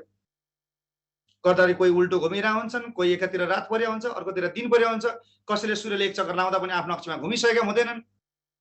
यस्ता हुन्छ नि त। सो ती कुराहरू प्र्याक्टिकली सोचेर महसुस गरेर भोगेर पढ्ने कुरा हो। काला अक्षर भैँसी बराबर। किताबमा लेखा त्यो 2-4वटा पोइन्टले हाम्रो सिकाइको दायरालाई सङ्कुचित गरे मात्रै। अब यो अहिले यो समय आएर मैले भन्ने होइन, तर पढ्नु पर्ने त्यसरी हो है। ल अब जाउँ यहाँ सौर्य केन्द्र सिद्धान्त भनेको के हो त? ब्रह्माण्डको धेरै तारापुञ्ज मध्ये एउटा तारापुञ्ज कुन त? मिल्की वे ग्यालेक्सी हो। त्यो मिल्की वे ग्यालेक्सीको एउटा सानो हिस्सा भनेको हाम्रो 8वटा ग्रहहरू सहितको सौर्यमण्डल हो। यस्ता सौर्यमण्डलहरू असीमित हुन्छन्, हामी ब्रह्माण्डको एउटा सानो हिस्सा मात्रै हो है। र त्यसमा पहिलोपटक के हो त? सौर्यमण्डलको हाम्रो सौर्यमण्डलको केन्द्रबिन्दुमा के भन्थ्यो? के छ? पहिला के भन्थ्यो? पहिला सूर्यले केलाई परिक्रमण गर्छ भन्थ्यो? पृथ्वीलाई। हेर्नुहोस्, प्राचीन कालमा जहाँ धर्मले सबैभन्दा माथिल्लो स्थान पाउँथ्यो त्यहाँ चाहिँ के भन्छ? सूर्यलाई, पृथ्वीलाई धरती माता भनिन्थ्यो। धरती मातालाई चाहिँ सूर्यले परिक्रमण गर्छ भनिन्थ्यो प्राचीन काल। र पछिबाट गएर एकजना इटालीका पुजारी दार्शनिक गिहार्डिनो ब्रुनोले होइन रहेछ नि त, पृथ्वी पो सूर्यलाई परिक्रमण गर्दो रहेछ भन्दाखेरि उनलाई जिउँदै मन्दिरमा चलाइएको थियो। त्यहाँबाट आएको कुरा के हो त भन्दाखेरि चाहिँ पृथ्वी लगायत अन्य ग्रहहरूले के को परिक्रमण गर्दो रहेछन्? सूर्यको परिक्रमण गर्छन् भन्ने कुरालाई त्यहाँबाट अगाडि बढाइयो। र आधुनिक समयमा आएर त्यो कुरालाई थप पुष्टि गर्ने वैज्ञानिक को अन्त पहिलोपटक निकोलस कोपरनिकस हो रहेछ। सौर्यमण्डलको केन्द्रबिन्दुमा सूर्य नै रहेछ र सूर्यलाई पृथ्वी लगायत अन्य ग्रहहरूले के गर्दछन् त? परिक्रमण गर्ने रहेछन् भनेर यिनले हेलियोसेन्ट्रिक थ्योरी मार्फत प्रतिपादन गरेको सिद्धान्त नै हेलियोसेन्ट्रिक थ्योरी हो। अब त्यसो भए हाम्रा ग्रहहरूको उत्पत्ति कसरी भयो त? यी 8वटा ग्रहहरू, शिशु ग्रहहरू कसरी जन्मे त भन्दाखेरि के भनिन्छ त? प्रारम्भमा सूर्य एउटा के थियो? एउटा धेरै करोडौं लामो व्यास भएको एउटा ग्यासको पिण्ड थियो। ग्यासको पिण्ड थियो जुन एकदमै के त? जसको व्यास एकदमै के त? ठुलो थियो, यसको ओजनै ठुलो थियो, जसको कारणले गर्दा यसको के हो त? केन्द्रको गुरुत्वाकर्षण बल एकदमै बढ्दै गयो। र जति केन्द्रको गुरुत्वाकर्षण बढ्दै गयो यो बिस्तारै के हो त? झन् खुम्चिँदै गयो। र जति यो खुम्च्यो त्यसको गति के हो त? झनै बढ्दै गयो। त्यसले गर्दा के भयो? किनाराको गुरुत्वाकर्षण बल र केन्द्रको गुरुत्वाकर्षण बल के हो त? उत्तिकै हुन गयो। त्यसपछि के भयो त? त्यो बराबर भएपछि के हो त? सूर्यको जुन व्यास हो त्यहाँबाट एउटा के त? सानो टुक्रा चाहिँ छुटेर गइदियो। त्यो गुरुत्वाकर्षण बल भित्रको र बाहिरको केन्द्रको र बाहिरको किनाराको बराबर भएको कारणले गर्दा हो। यसरी जुन छुटेर गयो जुन टुक्रा थियो नि त्यही के हो त? बुध हो। ग्रह सूर्यबाट के हो त? चोइटेर गएका के हुन् त? ग्रहहरू हुन्। यसरी ग्रहहरू बने। कसरी बने त? एउटा विशाल लामो करोडौं लामो व्यास भएको एउटा ग्यासको डल्लो थियो, डिक्को थियो। त्यो के हो त? अत्याधिक तापक्रम थियो त्यसमा, ग्यासको डल्ला थियो र यसको वजन के हो त? एकदमै बढी थियो। यसको केन्द्रको गुरुत्वाकर्षण बल एकदमै अत्याधिक थियो। त्यसले गर्दा के भयो त? यो खुम्चिँदै जान थाल्यो र खुम्चिँदै गएपछि के भयो त? अब बिस्तारै यसको गति के हो त? बढ्दै गयो। अब गति बढ्दै गएपछि के हो त? बाहिर गति र केन्द्र गति के हो त? बराबर हुन पुग्यो गुरुत्वाकर्षण बल। त्यसकारणले गर्दा बाहिरको के हो त? उछिटेर गयो। त्यो तीव्र गतिको कारणले गर्दा त्यो जुन उछिटेर पहिलोपटक गयो त्यही नै के हो त? पृथ्वीको पहिलो ग्रह, के अरे हाम्रो सौर्यमण्डलको पहिलो ग्रह जुन चाहिँ कुन हो त? बुध हो। बाहिरका त्यसरी जुन अलिकति तापक्रम कम भएर के हो त? त्यो गतिले गर्दा टुक्रिँदै ग्रहहरू बन्यो भने बिचको जुन सबैभन्दा उच्च तापयुक्त क्षेत्र थियो त्यो के भयो त? सूर्य यसरी आएको र सूर्यले तीनै ग्रहहरूलाई आफ्नो गुरुत्वाकर्षण शक्तिको कारणले गर्दाखेरि बाँधेर राखेको छ र तिनीहरूलाई के भयो त? प्रकाश पनि दिइरहेको छ र ती सूर्यको प्रकाशको कारणले तिनीहरू के हुन्छ? चम्किरहेछ, हामी चम्किरहेछ। यो भनेको सिद्धान्त के हो त भन्दाखेरि नेबुलर हाइपोथेसिस हो। पहिलोपटक यो कहिले आएको थियो त? 1755 मा इमानुएल कान्टले यसलाई के गरेको थियो? प्रतिपादन गरेको थियो, अर्थात् यसलाई परिकल्पना गरेको थियो। पछिबाट यो परिमार्जित 1796 मा गयो। सो यसरी चाहिँ हाम्रो सौर्यमण्डलमा सूर्यबाट के गरे त? ग्रहहरूको जन्म भयो। यही सिद्धान्तलाई हामी के भन्छौँ? यही परिकल्पना हामी के भन्छौँ? Nebular hypothesis. क्वेसन सोधेला नेबुलर हाइपोथेसिस अनुसार सूर्यबाट चाहिँ के त? ग्रहहरू कसरी उछिटेर गयो भन्ने सिद्धान्त नै के हो त? नेबुलर हाइपोथेसिस हो। यति कुरा हो। अब हामीसँग ग्रह छन्, अब हामीसँग के छ त? सूर्य छ र सूर्य पनि कहाँ छ त? केन्द्रबिन्दुमा छ भनेर भन्ने को हुन् त? Nicholas Copernicus. त्यसपछि अब जहाँसम्म पृथ्वीको कुरा आउँछ, पृथ्वीले सूर्यलाई कस्तो आकारमा घुम्छ अरे त? गोल आकारमा घुम्छ कि कस्तो आकारमा घुम्छ? स्पाइरल आकारमा घुम्छ कि इरेगुलर सेपमा घुम्छ? कस्तो आकारमा घुम्छ? एलिप्टिकल अर्बिटमा घुम्छ। अब यहाँ एउटा कुरा आउँछ है, यो सूर्य भयो, देखिन्छ नि यहाँ? यसलाई पनि नदेखि जस्तो लाग्यो नि।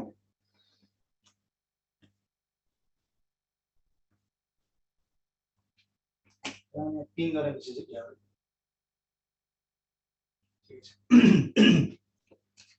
यहाँ सूर्य छ, यहाँ सूर्य छ, यहाँ के छ त? पृथ्वी छ।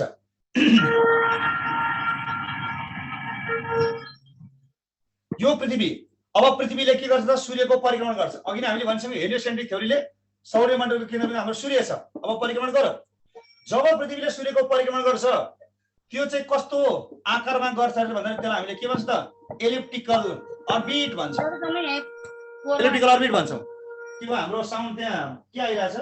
टेक्निसियनमा को हुनुहुन्छ? तिमीले नगराइस् पनि अब जान्दैनौ। ठुली भएपछि गराउनु। त्यो आवाज एकछिन सर म्यामहरूले अलिकति कन्ट्रोल गरिदिनु होला है।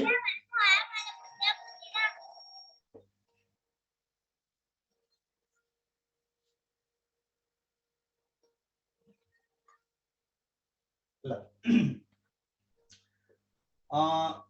हाम्रो टेक्निसियन को हुनुहुन्छ? रमेश सर तपाईँ त्यहाँ हुनुहुन्छ? तलबाट ब्रस लिएर आउँछ भन्नु।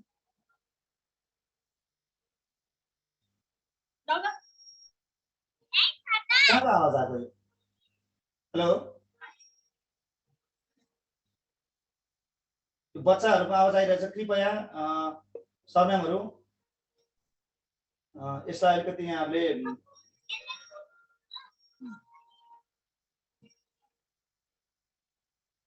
बोर्ड क्लियर देखिन भन्नुभएको छ।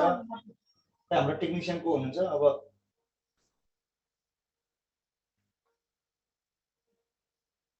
ल अगाडि बढौँ है। अब सर म्यामहरू अब हामीले बोर्ड क्लियर देख्दैन। अब यो कम्प्लेन नगरौँ। यहाँ जे जति मैले बोलेँ नि ती बोलेको कुराहरू दिमागमा राख्नुहोस्, पुग्छ। तपाईँले दायाँमा केही हेर्नै पर्दैन। मैले तपाईँलाई बारम्बार भनेको छु हुन त अब म पहिलोपल्ट जोडेँ युनियनमा। मैले तपाईँलाई जे कुरा भन्छु ठोस कुरा भन्छु र त्यो कुराहरू तपाईँले दिमागमा सेट गर्ने। यहाँ लेखेको कुराहरू देखेन त्यो मतलब नराख्नुहोस्। अलिअलि देख्यो भने त ठिक छ। तपाईँले सिद्धान्त नीतिहरू मार्फत अगाडिबाट ब्रह्माण्डबाट जे आउँछ नि यहाँ त बाहिर तपाईँले क्वेसन आउँदैन। यति कुरा चाहिँ तपाईँले दिमागमा राख्नुपर्छ है। ल अब यहाँ म एउटा कुरा के पृथ्वीले आकार परिक्रमण गर्दै कुरा गरिरहेको छु है म। Electrical orbit. अब के हो त पृथ्वीले पहिला त अब सूर्यले पृथ्वीलाई परिक्रमण गर्छ भनिन्छ। ग्याडिने ब्रुनलाई जिउँदै जलायो।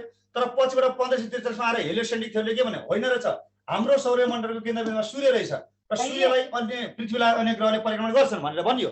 तर अब जहाँसम्म पृथ्वीको आकार आज हामीले के भन्छौँ त भन्दाखेरि अण्डाकार भन्छौँ। अण्डाकार भन्छौँ है। अब पृथ्वीले सूर्यको परिक्रमण गर्छ। पृथ्वीले जब सूर्यको परिक्रमण गर्छ सधैँभरि एउटा काल्पनिक रेखामा काल्पनिक पथमा चाहिँ परिक्रमण गर्छ र त्यो पथलाई हामी के भन्छौँ त एलिप्टिकल अर्बिट भन्छौँ। र यो एलिप्टिकल अर्बिट भनेको नेपालीमा हामीले रूपान्तरण गर्दा के भन्छ? यो अण्डाकार कक्ष भन्छ। अर्थात् पृथ्वीले सूर्यको परिक्रमण गर्दै गोलो आकारमा परिक्रमण गर्दो रहेछ। कस्तो आकारमा गर्दो रहेछ? अण्डाकार कक्षमा परिक्रमण गर्दो रहेछ भनेर भन्ने वैज्ञानिक चाहिँ को हुन् त भन्दाखेरि चाहिँ निकोलस कोपर्निकस। निकोलस कोपर्निकस इनले म्याथमेटिकली के प्रुभ गरे त भन्दाखेरि चाहिँ पृथ्वीले सूर्यको परिक्रमण इलेप्टिकल अर्बिटमा गर्दो रहेछ भन्ने कुरा इनले प्रमाणित गरे। र यिनी कुन देशका वैज्ञानिक हुन् त भन्दाखेरि जर्मनीका वैज्ञानिक हुन्। र त्यसकारणले यदि पृथ्वीले सूर्यको परिक्रमण अण्डाकार कक्षमा गर्छ पृथ्वीको आकार पनि अण्डै आकारको हुनुपर्छ भनेर the shape of the earth is के भन्न थाल्यो त जियोइड भनिन्छ। आज जियो भनेको अर्थ, ओवाइड भनेको ओभल इन शेप। पृथ्वीको आकार अण्डा जस्तो छ भन्ने कारण चाहिँ यही। यो कुन सिद्धान्त मार्फत आयो त भन्दा चाहिँ निकोलस कोपर्निकसको इलेप्टिकल अर्बिटको कन्सेप्टबाट चाहिँ यो कुराहरू चाहिँ प्रकाशमा आएका। ल हेर्नुहोस्, मैले ब्रह्माण्डको उत्पत्ति कसरी भयो त्यो सिद्धान्त पनि भन्थे। तारापुञ्जहरूको उत्पत्तिको जो सिद्धान्त पनि मैले भन्थे। त्यसपछि सौर्य केन्द्र सिद्धान्त त्यो पनि भन्थे। ग्रहहरूको उत्पत्ति कसरी भयो त्यो पनि भन्थे। पृथ्वीले जुन पृथ्वीले सूर्यको परिक्रमण गर्छ त्यो कक्षको बारेमा पनि यो सिद्धान्त यहाँलाई मैले स्पष्ट गर्थेँ है। यति कुरा बुझ्नु पर्यो हामी। ल अब त्यसपछि म यहाँलाई केमा लिएर जान्छु भन्नुहुन्छ भने अब यहाँ सूर्यको र पृथ्वीको सम्बन्ध थोरै, पृथ्वीको कक्ष, सूर्यको अक्ष। अब यो एकदमै बुझ्नुपर्ने कुरा यहाँ छन् है यहाँको लागि। त्यो के हो त भनिन्छ भने पृथ्वी सूर्यको लेखौँ न। सूर्य छ यहाँ, यो सूर्य छ, यहाँ के छ त पृथ्वी छ। सूर्य र पृथ्वी छ, यहाँ सूर्य छ, यहाँ के छ त पृथ्वी छ। अब यो के भन्छ त पृथ्वीले सूर्यको परिक्रमण गर्दो रहेछ एउटा। र पृथ्वी के छ भने चाहिँ आफ्नो अक्षमा यसरी के भन्छ पृथ्वी आफै यसरी घुमिरहेको हुन्छ। दुईटा कुरा भइरहन्छ अहिले पृथ्वीमा। पृथ्वी आफ्नो अक्षमा पनि घुमिरहेछ र पृथ्वीले सूर्यको पनि परिक्रमण गरिरहेछ। पृथ्वीको कक्ष भनिन्छ त्यसलाई है। अब त्योभन्दा पहिला हाम्रो सूर्य र पृथ्वीको सम्बन्धको कुरा गर्दाखेरि चाहिँ सूर्य र पृथ्वीको दूरी कति छ त भन्दाखेरि चाहिँ 14 करोड 88 लाख किलोमिटर छ। 88 लाख किलोमिटर छ। एप्रोक्सिमेटली हामीलाई गर्नुहुन्छ 15 करोड भन्छौँ 15 करोड लाख 15 करोड किलोमिटर एप्रोक्सिमेसनमा लगभग सरदरमा भन्दाखेरि। र अब यो सूर्यबाट पृथ्वीमा प्रकाश आइपुग्न हामीले कति मिनेट लाग्छ भन्छौँ त 8 मिनेट 20 सेकेन्ड लाग्छ भन्छौँ है 8 मिनेट 20 सेकेन्ड लाग्छ। यो क्वेसन महत्त्वपूर्ण क्वेसन हो। यो भनेको लगभग हाम्रो कति हुन्छ 500 सेकेन्ड हुन्छ। अब 60 इन्टु 8 गर्ने हो 8 × 48 480 अनि 0 460 सेकेन्ड 460 सेकेन्ड हुन्छ। र सरदरमा हामी त्यसलाई कति भन्छ त 500 सेकेन्ड भन्छ यदि सेकेन्डमा पूर्ण रूपमा सोध्यो भने। अब सेकेन्ड भने त के गर्ने हो र त्यही 60 सेकेन्डमा कन्भर्ट गर्ने त हो 1 मिनेट 60 सेकेन्डमा कन्भर्ट गर्ने इन्टु 60 गर्ने यो 20 सेकेन्ड जोडिदिनु त हो हैन। ल सो 8 करोड 20 सेकेन्ड लाग्छ यहाँबाट यहाँसम्म आइपुग्न 8 मिनेट 20 सेकेन्ड भनेपछि के हो त सूर्यबाट पृथ्वीमा प्रकाश आइपुग्न लाग्ने समय 8 मिनेट 20 सेकेन्ड हो। त्यसको दूरी कति छ त 14 करोड 88 लाख किलोमिटर छ सरदरमा 15 करोड छ। यो भनेको के हो त भन्दाखेरि अब सूर्य र पृथ्वीको दूरी केले मापन गरिन्छ AU ले मापन गरिन्छ। AU भनेको के हो त एस्ट्रोनोमिकल युनिट एस्ट्रोनोमिकल युनिट। अब एस्ट्रोनोमिकल युनिटमा यसलाई कन्भर्ट गर्दा के भन्छ त सूर्यबाट पृथ्वीमा जुन दूरी छ त्यो कति भनिन्छ त 1 AU भनिन्छ 1 एस्ट्रोनोमिकल युनिट। त्यो भनेको कति त 1 एस्ट्रोनोमिकल युनिट भन्नु र 14 करोड 88 लाख किलोमिटर भन्ने कुरा एउटै हो। र यो दूरी पार गर्न हामीले कति मिनेट समय लाग्ने रहेछ त 8 मिनेट 20 सेकेन्ड यहाँबाट यहाँ सूर्यको प्रकाश आइपुग्नलाई। त्यस कारणले के बुझ्नु पर्यो भन्दाखेरि चाहिँ सूर्यबाट जुन पृथ्वीको दूरी छ त्यो दूरी मापन गर्ने भनेको एस्ट्रोनोमिकल युनिट हो स्ट्यान्डर्ड युनिट हो। र एक एस्ट्रोनोमिकल युनिट भनेको के हो त 14 करोड 88 लाख हो। भनेपछि सूर्य र पृथ्वीको दूरी कति रहेछ त भन्दाखेरि चाहिँ 1 AU छ। यही भन्न खोजेको है। र 1 AU इक्वल्स टु कति भनिन्छ त कति प्रकाश वर्ष 3.8 into 10 to the 3 into 10 to the power 8 metre per second 3 into 10 to the power 8 metre per second. यो कुरा यो महत्त्वपूर्ण छ। र यहाँ दुईटा जोडिन सधैँभरि विषय अरू ग्रहको बारेमा आउँला। पहिला यसको थोरै ध्यान दिउँ हामीले। पृथ्वीले के गर्छ भन्दाखेरि चाहिँ अब के गर्छ त सूर्यको परिक्रमा गर्छ यो थाहा छ। तर सूर्यले पनि के गर्छ त यहाँ दुईटा शब्द हुन्छन् है एउटा अक्ष हुन्छ अर्को के भन्छ त कक्ष हुन्छ। अक्ष भनेको के हो त एक्सिस हो कक्ष भनेको के हो त अर्बिट हो। यो कहिले पनि नबिर्सिने। धेरै जस्तो सर्वेमा यसैमा कन्फ्युजन छ अक्ष भनेको के हो कक्ष भनेको के हो। अब अक्ष भनेको के हो त भन्दाखेरि चाहिँ सूर्यले के गर्छ सूर्य आफ्नो अक्षमा यसरी घुम्छ। पृथ्वी पनि के भन्छ आफ्नो अक्षमा यसरी घुमेको घुमै गर्छ। त्यो भनेको के त भन्दाखेरि चाहिँ आकाशमा भएका हरेक आकाशीय पिण्डहरू आफ्नो अक्षमा के गर्छन् त घुमिरहेको हुन्छ। र आफ्नो अक्षमा घुम्नु भनेको के हो त एक दिनको समय हो। आज दिउँसो 12 बज्छ फेरि भोलि दिउँसो 12 बज्न हाम्रो 24 घण्टा लाग्छ त्यो एक दिन हो। सूर्यले पनि के हो त एउटा 12 वटा बिन्दुबाट घुमेर त्यही 12 मा आइपुग्छ। त्यो के हो सूर्यको अक्ष हो। अर्थात् सूर्यको एक दिन भनेको कति हो त सूर्यले आफ्नो अक्षमा परिक्रमा गर्न लाग्ने समय कति हो त अस्ति भर्खर हाम्रो गण्डकी प्रदेशमा सोधेको क्वेसन यो ब्रह्माण्डको टपिकबाट। सो यो के हो त भन्दाखेरि सूर्य यसरी एउटा ठाउँबाट घुमेर फेरि त्यही ठाउँमा आइपुग्न र सूर्यलाई के भन्छ त्यसलाई सूर्यको अक्ष भनिन्छ। र सूर्यको अक्षको समय भनेको कति हो त 25 दिन 5 घण्टा हो। टिप्नुस् यसलाई क्वेसन कसरी आउँछ त सूर्यले आफ्नो अक्षमा लेख्नुस् त यहाँ सूर्यले आफ्नो अक्षमा परिक्रमा गर्न लगाउने समय कति हो त भनेर सोध्छ भने अथवा अर्कोले क्वेसन कसरी सोधिन्छ त सूर्यले आफ्नो अक्षमा एक फनको लगाउन लाग्ने समय कति हो भनेर सोध्छ भने कुरा एउटै हो। त्यो भने कति हो त 25 दिन 5 घण्टाको हुन्छ। 25 दिन 5 घण्टा हुन्छ। म फेरि पनि भन्छु हाम्रो आज दिउँसो 12 बज्छ फेरि भोलि दिउँसो 12 बज्छ त्यो भनेको पृथ्वी आफ्नो अक्षको घुमाइ हो। त्यसैगरी सूर्यमा पनि 12 बजेर फेरि 12 बज्नु भनेको के हो त सूर्य पनि आफ्नो अक्षमा घुम्छ। र सूर्यले आफ्नो अक्षमा परिक्रमा गर्न लाग्ने समय भन्नु र आफ्नो अक्षमा एक फनको लगाउन लाग्ने समय भनेको कुरा के हो त एउटै हो। र त्यो भनेको के हो त 25 दिन 5 घण्टा। त्यो भनेको के हो सूर्यमा एक दिन भनेको कति हुन्छ भनेर सोच्छ भने सूर्यमा एक दिन भनेको चाहिँ 25 दिन 5 घण्टा हो।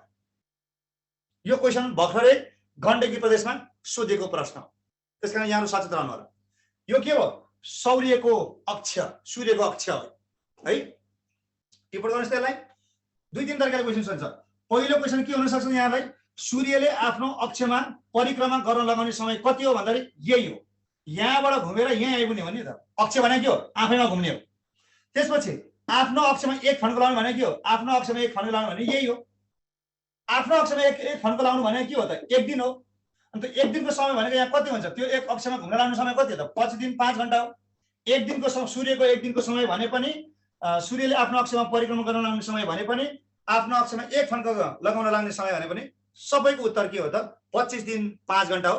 र यो सूर्यको अक्षको समय हो। अक्ष भनेको एउटा बिन्दुबाट घुमेर त्यही बिन्दुमा आफैमा घुमेर आइपुग्ने हो है। यो सोझा क्वेसन यसपालि टिप्पणी गर्नुहोस् यहाँहरूले।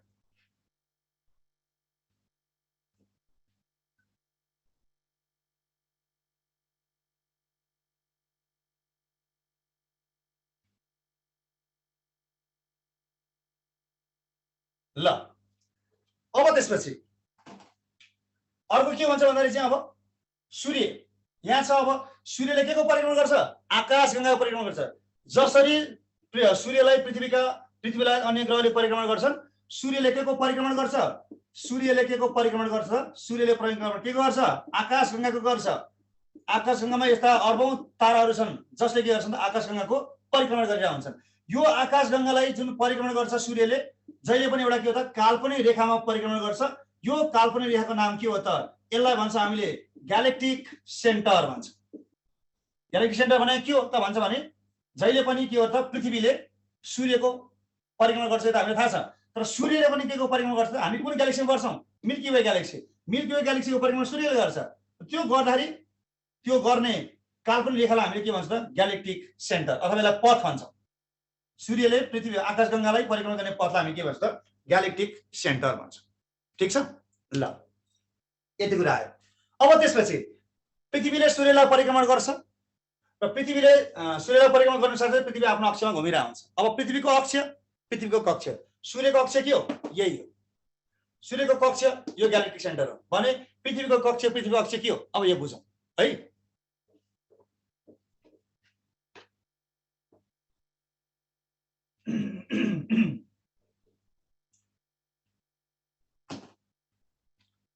ल पृथ्वीको कक्ष, पृथ्वीको कक्ष यसलाई हामीले के भन्छ त? अर्बिट अफ द अर्थ।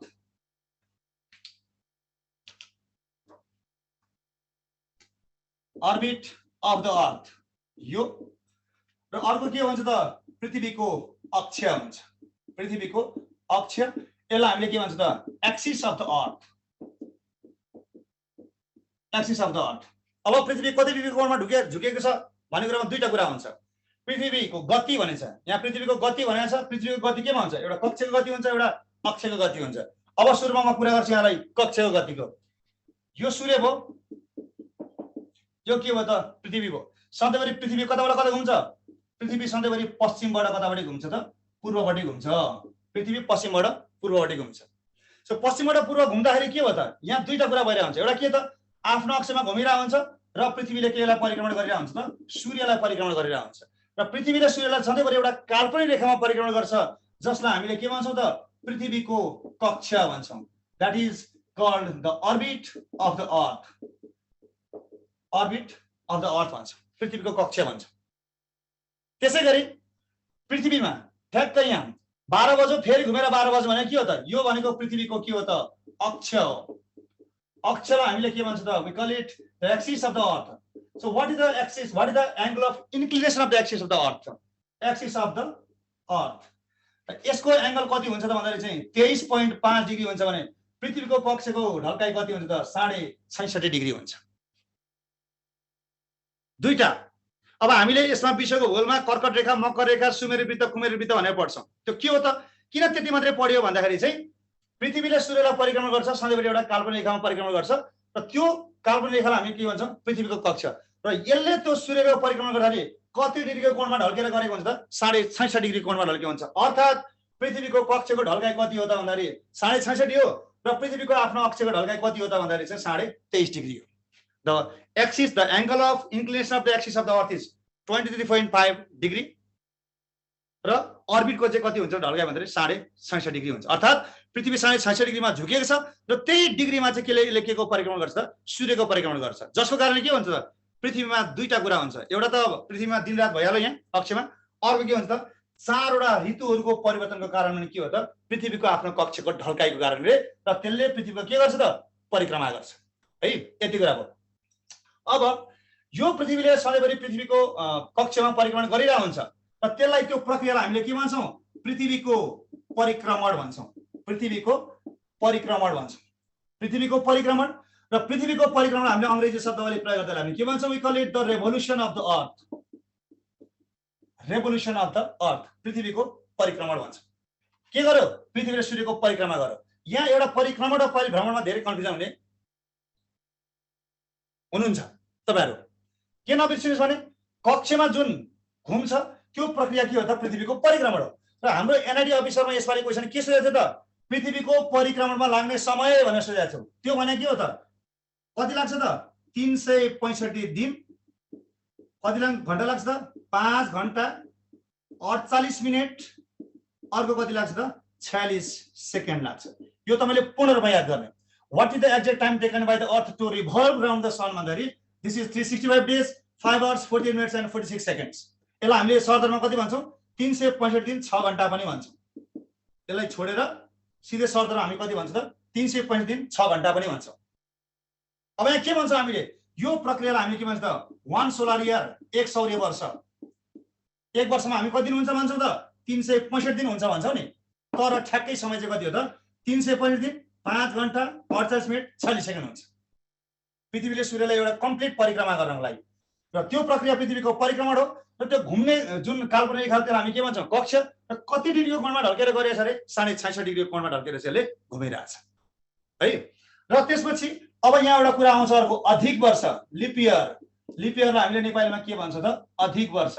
अधिक वर्षमा कति दिन हुन्छन् भन्दाखेरि 366 दिन हुन्छन्। त किन हुन्छन् त भन्दाखेरि चाहिँ जब पृथ्वीले सूर्यलाई एक परिक्रमण गर्छ नि हामीले यो 6 घण्टा छोड्छौँ यति मात्रै भन्छौँ। 2 वर्ष दुईचोटि घुम्दा कति छोड्छौँ 12 घण्टा छोड्छौँ। 3 पटक घुम्दा कतिपटि छोड्छौँ 18 घण्टा छोड्छौँ। र 4 पटक घुम्दा कति घण्टा छोड्छौँ 24 घण्टा छोड्छौँ। 24 घण्टा भने कति दिन हो त 1 दिन हो। 1 दिन भनेपछि के भयो त प्रत्येक 4 वर्षमा 1 दिन थपिन्छ।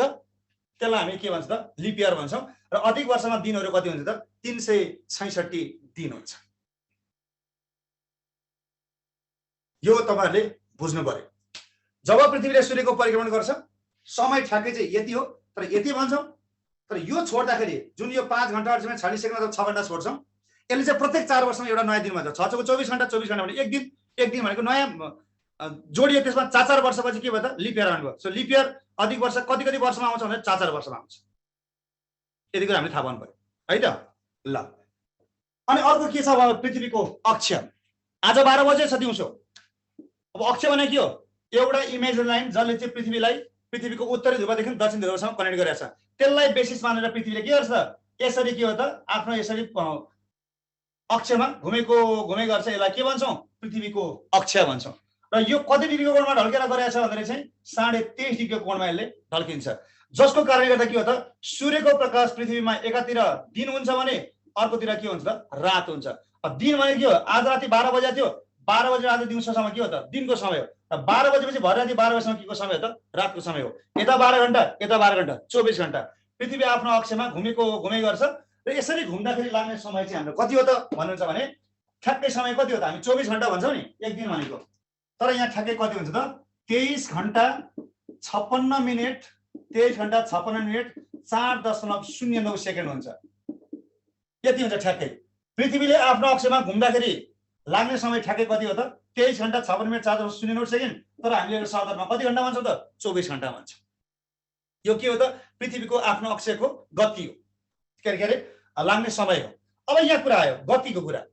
जब पृथ्वीले सूर्यको परिक्रमण गर्छ नि त्यो कक्षको गति कति हुन्छ त भन्दाखेरि चाहिँ सूर्यलाई पृथ्वीले परिक्रमण गरिरहँदाखेरि 30 किलोमिटर प्रति सेकेन्डको रफ्तारमा परिक्रमण गर्छ। यसलाई भन्छौँ हामीले पृथ्वीको कक्षको गति भन्छौँ। जब यसरी आफ्नो यसरी वरिपरि सुइया घुमे हुन्छ यसलाई अक्षको गति भन्छौँ। अक्षको गति कति छ त 1600 किलोमिटर प्रति सेकेन्ड छ। यसलाई हामीले के भन्छ पृथ्वीको आफ्नो अक्षको गति भन्छ। जब 12 बजेर फेरि 12 बज्छ भने 1600 किलोमिटरको रफ्तारमा घुमिँदाखेरि 24 घण्टा लाग्दछ त्यसलाई। र 24 घण्टाको हाम्रो एक दिन हो। सो हाम्रो अक्षको गति भने पनि एक दिनको समय भने पनि कुरा एउटै हो। जसरी मैले सूर्यलाई भने आफ्नो अक्षमा एक फन्को लाउने अथवा एक दिनको समय भनेको सूर्यको 25 दिन 5 घण्टा हुन्छ भने हाम्रो चाहिँ कति घण्टामा हुन्छ? 24 घण्टाको एक दिन हुन्छ। किन? 1600 किलोमिटरको स्पिडमा घुमिरहेछ पृथ्वी आफ्नो अक्षमा र त्यत्रो 30 किलोमिटर प्रति सेकेन्डको रफ्तारमा सूर्यलाई घुम्दा पनि सूर्यलाई घुम्न लाग्ने समय कति रहेछ त? 365 दिन 5 घण्टा 48 मिनट 60 सेकेन्ड जसमा भन्छ 1 सोलर इयर। त कति गतिमा? यति गतिमा। कक्षको गति, अक्षको गति है, यति कुराहरू यहाँहरू स्पष्ट हुनुपर्छ है त। ल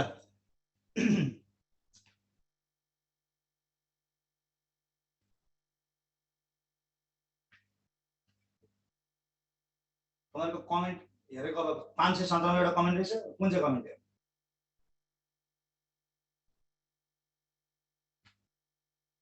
सोह्र सय फेरि भन्नुभएको छ है।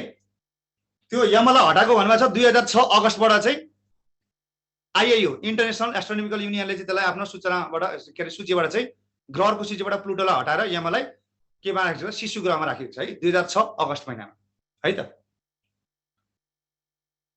परिक्रमण भन्नुहोस् ल, ठिक छ। यो एकदमै कन्सेप्ट क्लियर हुन्छ है तपाईहरु। तपाईको किताबमा के लेखा छ? अक्षको ढल्काइ भनेको 66.5 लेखेको छ।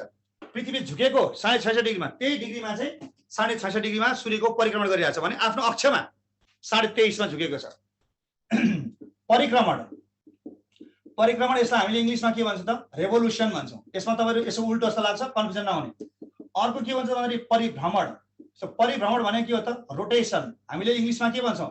The earth revolves around the sun, the earth rotates in its own axis. यो अक्षमा हो, यो सूर्यलाई घुम्नु भनेको के हो त? अर्बिट, कक्षमा हो। सो परिक्रमण भनेको सूर्यको परिक्रमण हो। परिभ्रमण भनेको आफ्नो अक्षमा यहाँबाट सुरु भएर फेरि यहाँ आउने प्रक्रिया हो है त। ल सबैभन्दा ठुलो उपग्रह ग्यानिमेड हो नि, कहाँ टाइटन हुन्छ? ग्यानिमेड हो। मैले अहिले भने न, ग्यानिमेड भने त बुधा भन्दा पनि ठुलो छ। ग्यालिलियो पत्ता लाग्यो। सो यसको बारेमा थप अर्को के आधारभूत कुराहरू भोलिको सेसनमा यहाँलाई जानकारी गराउँछु। अब मेरो अर्को क्लासको टाइम भइसकेको छ। आजको यो सेसनबाट म यहाँ माझबाट बिदा हुन्छु। हामी फेरि भोलि बिहान 6:30 बजे भेट्नेछौँ। हस्, नमस्कार, शुभ दिन।